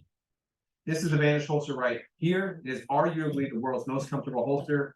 First thing you need to know about it, you don't need a belt with a Vanish holster. This built-in belt right here allows you to carry in any kind of clothing, whether that's basketball shorts, sweatpants, or if you're a female, you want to wear a dress, you can wear this holster all day long. You're gonna wear a dress on the And job? comfort really is key with the Vanish holster. What I did when I designed this is I made it with a yoga pants material here on the inside. Now there is a scientific term for it, but all you need to know is this is a performance material that is super comfortable. It wicks away sweat and doesn't absorb odor. I actually extended that. Yeah, but you gotta get past all the guys on your job wearing it, right?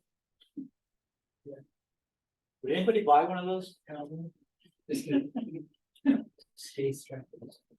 But not so much for a small utility.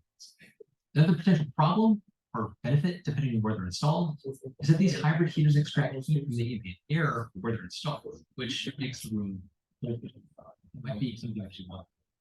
They can provide energy savings from $200 to $600 per year, and the cost of a 50-gallon tank is about $1,200 and about $2,500 for 80 gallons. The prices vary based on size and product level. In addition, you can expect to spend about $600 to $800 with labor costs to install a standalone water heater. However, there may be incentives and rebates where you live, like the federal government's $300 tax credit. According to the Department of Energy, the average heat pump style hot water heater costs roughly $225 per year to operate, compared to $400 to $800 for many traditional takeout water heaters. Now, according to Energy Star, the average cost of running a hybrid electric heat pump water heater for a household of 4 is $300 per year, compared to $600 for a standard electric water heater. The US-based company Rheem produces several models of standalone water heaters, which can provide $491 per year in energy savings, qualifies for local utility rebates, and are 4 times more efficient than conventional water heaters. So Some even that's come with pretty good built-in deal. Wi-Fi, connected smartphone app, for more control and tracking use. One of my patrons, Paul, who runs the website Tinker Try, has documented his experience living with one of these water heaters. 3 years ago, our home's natural gas water heater failed. Loudly, I was able to quickly find a Rheem hybrid electric water heater and an installer who got the price down to about the same as a new gas heater would have been. using our statewide $750 coupon. This new heat pump based water heater allowed us to ditch our basement's dehumidifier while reusing the same drain line. The occasional fridge-like noises is a problem, as it's in our unfinished backyard basement around 20 feet away. Using Ream's Econet, I was able to figure that we've been running about $195 a year for electrically heated hot water and 2.5 showers a day on average, and all our other household use. If you want to see more details about his experience, I'll include a link in the description to his website. And finally, the third area where heat pumps are gaining some traction, and one that I wasn't aware of until just recently, is laundry. Heat pump style clothes dryers or ventless dryers, if we want to be more specific, are becoming more popular. Instead of venting warm, humid air to the outside of the house, which is a huge efficiency hit to your home, by the way, a heat pump dryer runs it through an evaporator to remove the moisture without losing too much heat. There's some great pros to changing to a ventless dryer, like nearly silent operation, no need for exterior venting, and much higher efficiency. And these heat pump dryers use refrigerant and condenser coils, making them 28 to 50% more energy efficient than standard dryers. And they can be installed in a closet, placed under a counter, or stacked in a corner since they don't need venting. Obviously, there are some cons. The big one is that the heat pump dryers cost twice as much as a traditional dryer. Another is that they don't get quite as hot as a traditional dryer. It can take a little longer to fully dry your clothes, but even with the added drying time, the overall energy use is still lower. And that kind of comes down to your low locations. Companies like GE and Miele have already started to sell ventless dryers here in the US. They're far more common in Europe. Miele, for example, manufactures several models of heat pump dryers that range in price from £899 to £2,799. GE offers 4 models with interesting features like sensor dry technology that monitors moisture and temperature continuously to avoid wear and tear on your clothes caused by over drying and inconsistent heat. The prices of GE ventless dryers range from $999 to about $1,419. At the end of the day, the cost per load of laundry for a traditional electric dryer can be between 53 cents and 55 cents. A gas dryer comes in around 38 to 39 cents. And a heat pump dryer spins in around 17 to 33 cents. While heat pump dryers may cost more upfront, they'll definitely save you money with time. And on that note, they'll last much longer. In some cases, the lifespan is almost double of a traditional electric or gas dryer. Something to factor into your decision. So with these 3 key areas for homeowners to adopt heat pumps, how does the future adoption? The global heat pump market is predicted to grow at a rate of about 8.1% from 2022 to 2030. With a market value of about $67.7 billion in 2021. With new government incentives like tax credits and rebates, this market can grow even faster. Washington, for example, has updated its energy code and become the first state in the US to require energy efficient electric heat pumps over traditional furnaces and water heaters. Wow. The rules Not apply just to electric, four-story but electric commercial heat pump. and residential buildings and starts in That's July Washington. of 2022. In most cases, the new rules effectively ban some standard HVAC systems like natural gas, as well as less efficient heating systems that use electric resistance. According to a Rocky Mountain Institute analysis, the new required shift towards electric heat pumps could save an estimated 8.1 million tons of carbon emissions by 2050. That's the equivalent of taking about 1.6 million cars off the road for a year. As I mentioned, I'm building a new net zero home and definitely getting a heat pump installed for heating and cooling, most likely a ground source system, as well as for hot water in our dryer. And it's powered with renewable energy, which will be getting solar. Those heat pumps will be carbon-free and saving you money. Heat pumps have an important role to plan our net zero future. So I guess you could say that I'm all in on heat pumps and think we should heat pump all the things. So stay tuned if you want to see how that goes later in the year. So what do you think? Okay, we'll do that. Do you think we need to heat pump all the things too? Yeah. Jump in the comments and let me know. I do. If you like this video, be sure to check out one of the ones I have over here. And thanks to all my patrons for your continued support. And thanks to all of you for watching. I'll see you in the next one. So the secret to becoming a millionaire is right under everyone's nose. Now, when you figure it out, you'll kick yourself because it's so glaringly obvious. And everyone's really doing this on a very basic level, even as a baby, right? Now, for instance, I'm going to get my daughter a horse. Right? Okay, here's the latest building shell product. It's called Protocol. Has anybody seen that or used that? So this client called us because for 25 years, since this home was built, they've had bulk water issues. And those water issues have been windows leaking, roof to wall connections leaking, the deck leaking, a door that's underneath of the deck. They have just had bulk water problems from day one. So we came, We pulled all the siding off of the house. One thing that we discovered is that behind the siding, absolutely no water management whatsoever. No weather resistant barrier, no air barrier, no nothing, just OSB on the corners or in strand work for shear bracing and every 25 feet. And then everything in between, a mix of the black Celotex board or polyiso foam. So first, we would rather see full sheathing on the whole house. We'd rather get that shear panel all the way across. We'd rather not skimp on any exterior bracing whatsoever. So we want to get rid of the polyiso or the Celotex. So everywhere that they use Celotex, no insulation behind it. They use this as the insulation and they're not worried about anything else. Everywhere that they use polyiso did have insulation, but it also had vapor barrier on the inside. So they had essentially a plastic diaper. It's orange stuff, the red stuff, and the pink stuff that you can't see that's covered up is all from Procycel. It's in a sausage tube, squeezed out, trowel in place. All of our openings get that when we make directional changes, and then our openings get treated with. So this is a treatment that goes over. You know, they don't use it with exterior rigid foam board, which is one of its weaknesses, because if you put it on an old house with 2x4 walls, you're not going to get enough insulation. But aside from that, if the walls are sufficient, and this goes on instead of Tyvek, and it covers all the nail holes of the OSB sheathing. And then it also, they work it around windows, so it's pretty, you know, you paint it on rather than staple Tyvek, so it's probably a little, you know, a hair slower. You can put that stuff on pretty fast, but it's supposed to have the same qualities as Tyvek, you know. Stops air, stops water, allows water vapor through.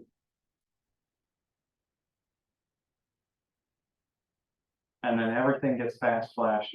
And so there's a lower area in each window that's completely waterproof. Then the windows get installed, set in fast flash on 3 sides. It's open on the bottom if it ever leaks. We don't have any problems.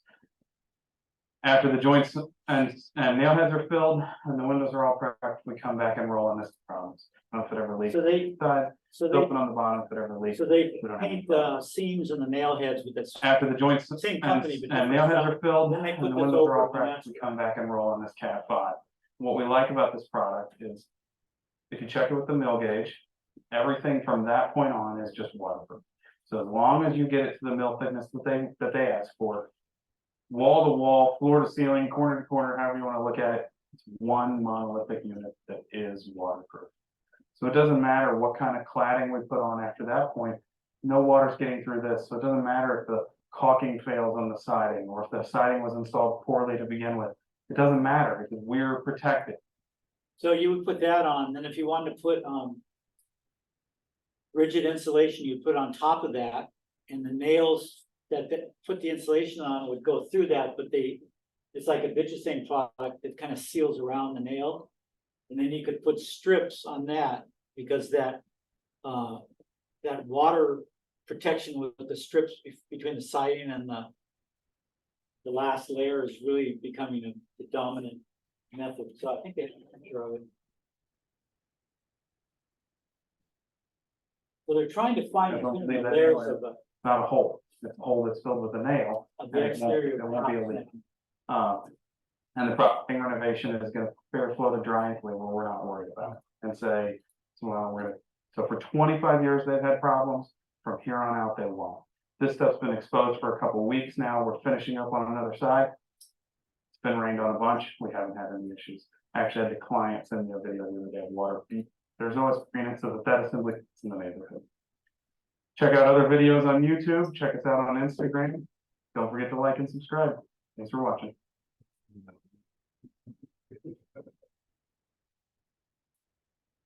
You know what art is? Don't buy another pair of glasses until you've seen what this new invention can do. These self-adjustable glasses are taking the world by storm. Procycel air dam, which we basically used as a caulking between the jamb of the window and the wood jamb. We did that on all 4 sides, the sill, the head, both jambs. And remember, because this is an adhesive product, the window in place. So there's another benefit of using a Procycel system to install your windows. I've really enjoyed my trip out to Kansas to see the Frisco labs and their facilities. You know, this is an 82-year-old family-owned company. They're on the 4th generation. I love that these guys are actually testing the products.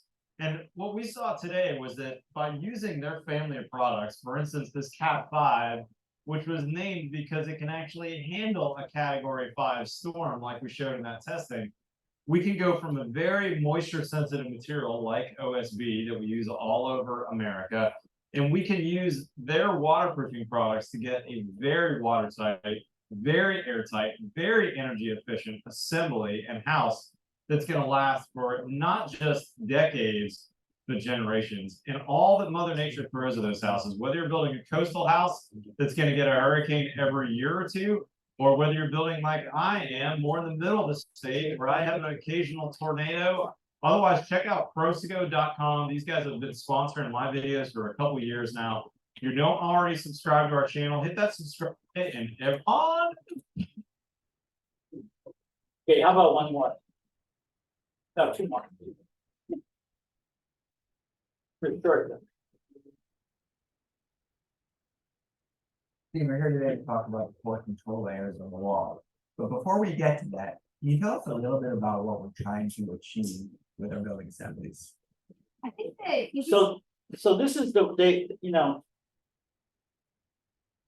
they're scientists behind this, so they're trying to make this simplest way to talk about the exterior shell, what it needs and what you need to put on it.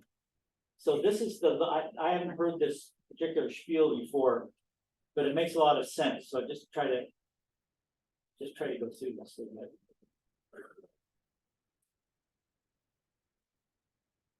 Or control layers: water, air, vapor, and thermal control. So water, Tell us air, about vapor, common wall, thermal and control. how So they're talking the about 4 4 control layers of protection. Yeah, so That's the kind of the outer latest lingo. material we've got is our cladding. And a lot of times people don't consider cladding to be part of the control layers, and technically they're not when we're speaking in theory. But the cladding actually has a really important role in terms of the function that we want to achieve, in that it protects everything else behind it from particularly impact and UV. And it's also water shedding, which is super important in that it reduces the amount of water that our water control layer, which is located behind it, actually in fact sees. So in between the two, we usually like to include an airspace. And the airspace is for drainage and also for drying, for ventilation.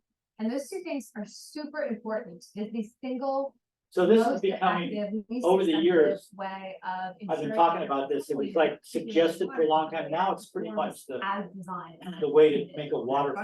Or that is a rain-screen gap or a ventilation space, and that can be created with flooring strips, or that means facing your siding off the wall, or a 3-dimensional drainage mat. Exactly. We need to set ourselves up for success with a water shedding cladding and some sort of space, however we end up achieving it in between the cladding and the start of our control layers. Okay, so the big reveal: what's the water control layer? Okay, so we have some sort of material that we're going to want to include and actually, in fact, the code mandates that we have some sort of provision for water control. And its job is to protect all of the moisture sensitive materials behind it from excessive wetting.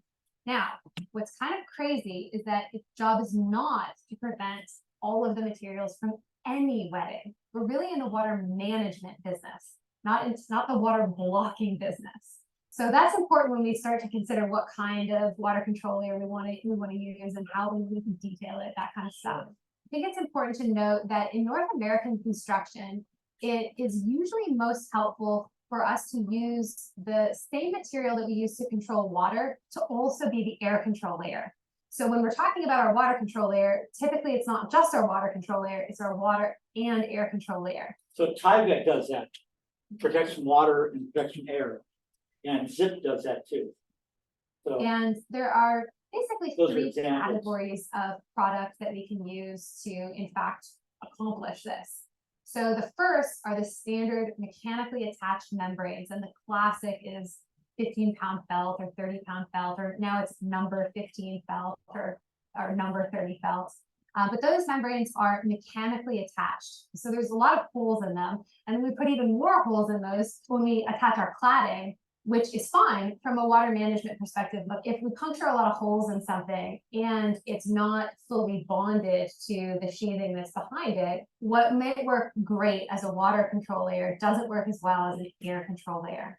Even if these products are technically marketed as air barriers, the second you put a bunch of holes in things, it reduces their effectiveness. So there are two other categories of water and air control membrane that tend to perform much better from an air control perspective while still serving that water management function. And those are fluid membranes and self-adhered membranes. So we were just looking at fluid membranes in the last film, right? That's stuff like paint you can apply rather than paper. She's saying that if the Tyvek or whatever it is, isn't totally part of the sheathing, that there's an airspace behind it, and that's not going to be a good thing. So they either have applications that have some kind of bitcha thing, so it really sticks to the OSB, or it's painted, which obviously sticks to it, or it's a Z system, which where the Tyvek is in, or the house wrap is integrated into the base of the sheathing. And those are applied directly onto the face of the sheathing, and they're fully bonded to the sheathing. Now we'll still have fastener penetrations, but we still have to attach our cladding, but because they're fully bonded, it's not like one fastener connection has an air connection to another one 16 inches away, right? They're fully bonded to the substrate, and that's really significant when it comes to air control. And then the third category of product are these integral products where you have sheathing that is coated in the factory with a water and air protective coating, but it's the same material. So you've got an integral sheathing plus water and air control material, and all you're doing in the field is taping the seams. The most common example of that is Zip, but there are commercial examples as well that are gypsum based, not wood based. But typically in houses we see OSB based integral materials. So if builders want to get great air control and they're using a mechanically fastened membrane for their water control, they can tape the sheathing seams and then apply the mechanically fastened water control layer. Is there anything wrong with that other than it's extra steps? No, and it really depends on what your preferences are. So sometimes we're not in a new construction setting, we're in a retrofit setting, and we might have a system that's working fine from a water management perspective, but we want to improve air control and we don't have the luxury of doing that on the exterior. So you can try to achieve air control on the interior by taping your drywall, or you can use spray foam. I mentioned that it's usually most convenient when the water and air control are coming from the same material. But it doesn't, you're absolutely right, it doesn't have to be that way. You can get your air control from something else. So taping the sheathing joints would be one, spray foam would be another, interior drywall would be another. But the most common approach is to use the same material for both, and we get the most performance out of the second two categories of material. So not the mechanically attached membranes, but either the fluid applied, the self-adhered, or the integral type products. So we still have two controls to get you in this wall. Okay. Yeah. Vapor and thermal. So the next step in our typical state. So this could be a question on the final. What are the four, and I'll qualify what it is, what are the four layers of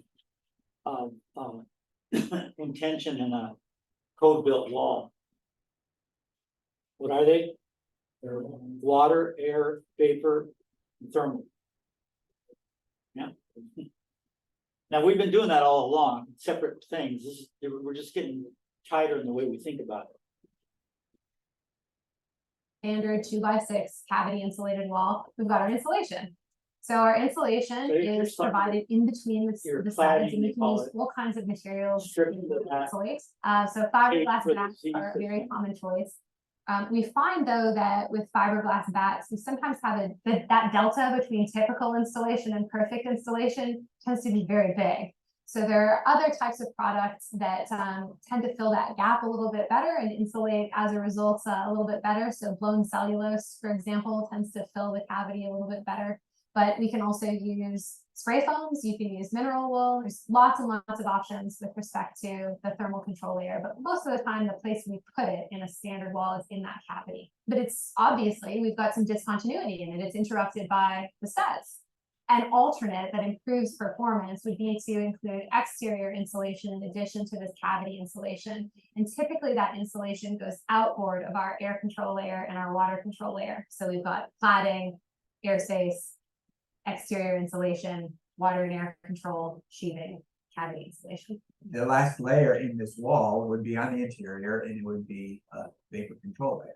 Correct. So a lot of times our interior painted drywall serves double duty. It's our interior finish material, but it's also our vapor control layer. So it reduces the likelihood that So more. remember we said in this area, you don't need this plastic. She'll talk about that at the end too. It's really interesting. Don't need a plastic layer, that's overkill. Because if we have a temperate climate. But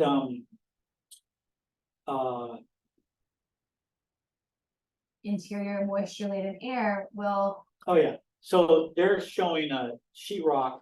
Remember we said sheetrock maybe with some caulking at the base, anywhere where air can get into the wall. Minimal caulking, and sheetrock itself will be a good barrier. You can also go a little bit beyond that, and that is using a special paint that acts as a air barrier, vapor barrier, you know, in the whole room. So it costs a little bit more for that kind of paint, but it's a great safeguard.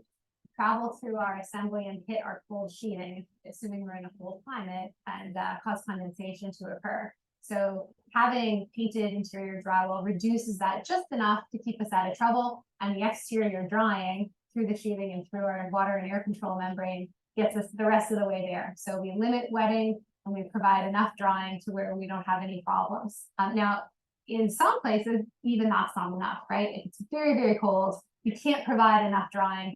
So we either need to use exterior insulation or we need to do something more robust on the interior to limit interior moisture, reduce how much interior moisture can reach that surface. And the most common example of that is polyethylene, but that's also a very rigid vapor retardant that may be best used only in the most extremely cold climates. So what are some other options for interior vapor control that fall somewhere between your painted drywall and polyethylene? In any building that's air conditioned, you want to avoid polyethylene. If you're not air conditioning in the summer, this So is it's a good rule of thumb.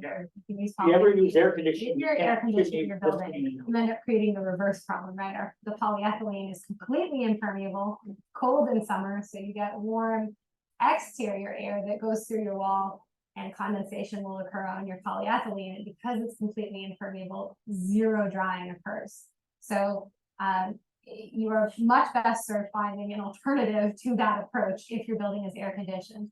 Now, fortunately, we have lots of alternatives. So if your code will accept painted drywall, use painted drywall, don't do anything else.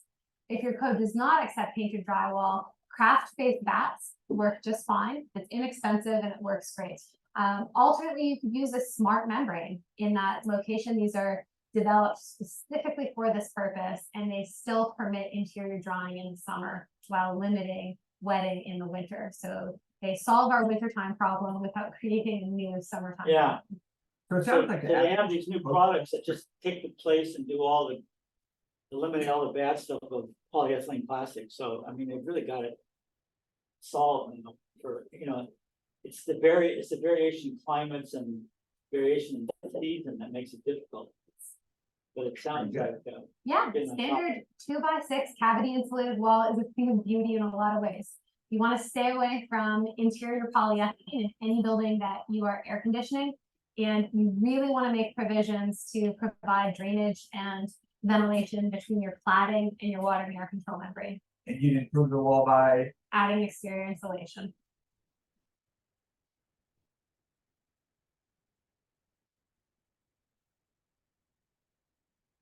Today, we're going to demonstrate how Zuberin can help you burn up to an additional 130 calories per day without you putting in any extra effort.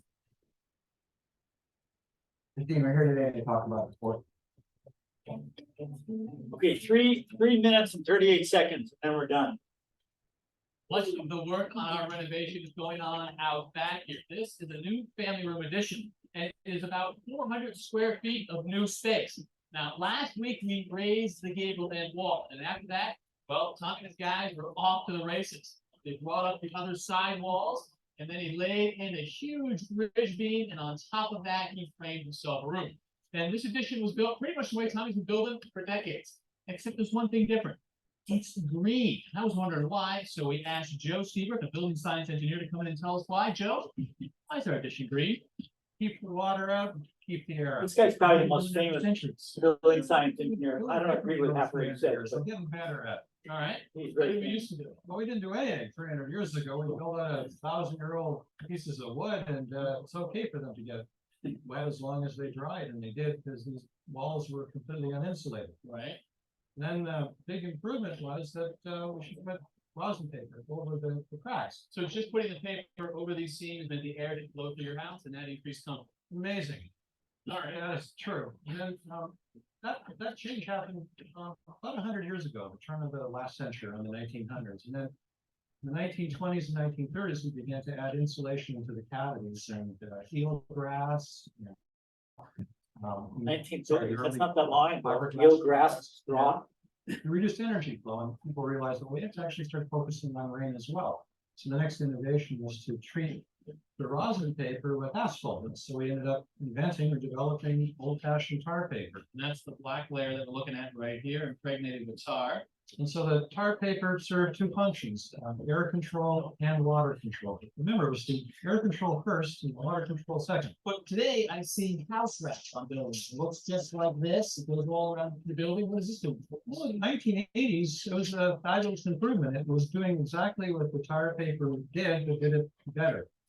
Fewer joints, and we could actually take these materials together. And so it was doing what it was supposed to do, but doing a better job than the old tar paper. So if it's doing it well, if it's keeping the air and the water out, why are we getting rid of it and turning our houses into green where there is no house wrap? Well, it's even better now. We've saved a step. We've gotten rid of a layer. We don't have to go around the building more than once now. So this is like the paper right into the sheeting. That's correct. We've taken a more dimensionally stable OSB with more resin content. Right. And then we have a facer or a laminum. Think of a facer as being ultra thin mosquito netting impregnated with latex paint. It happens to be green in color. So we impregnate it right into the OSB and it helps keep this makes it watertight. Water can get on this, no problem.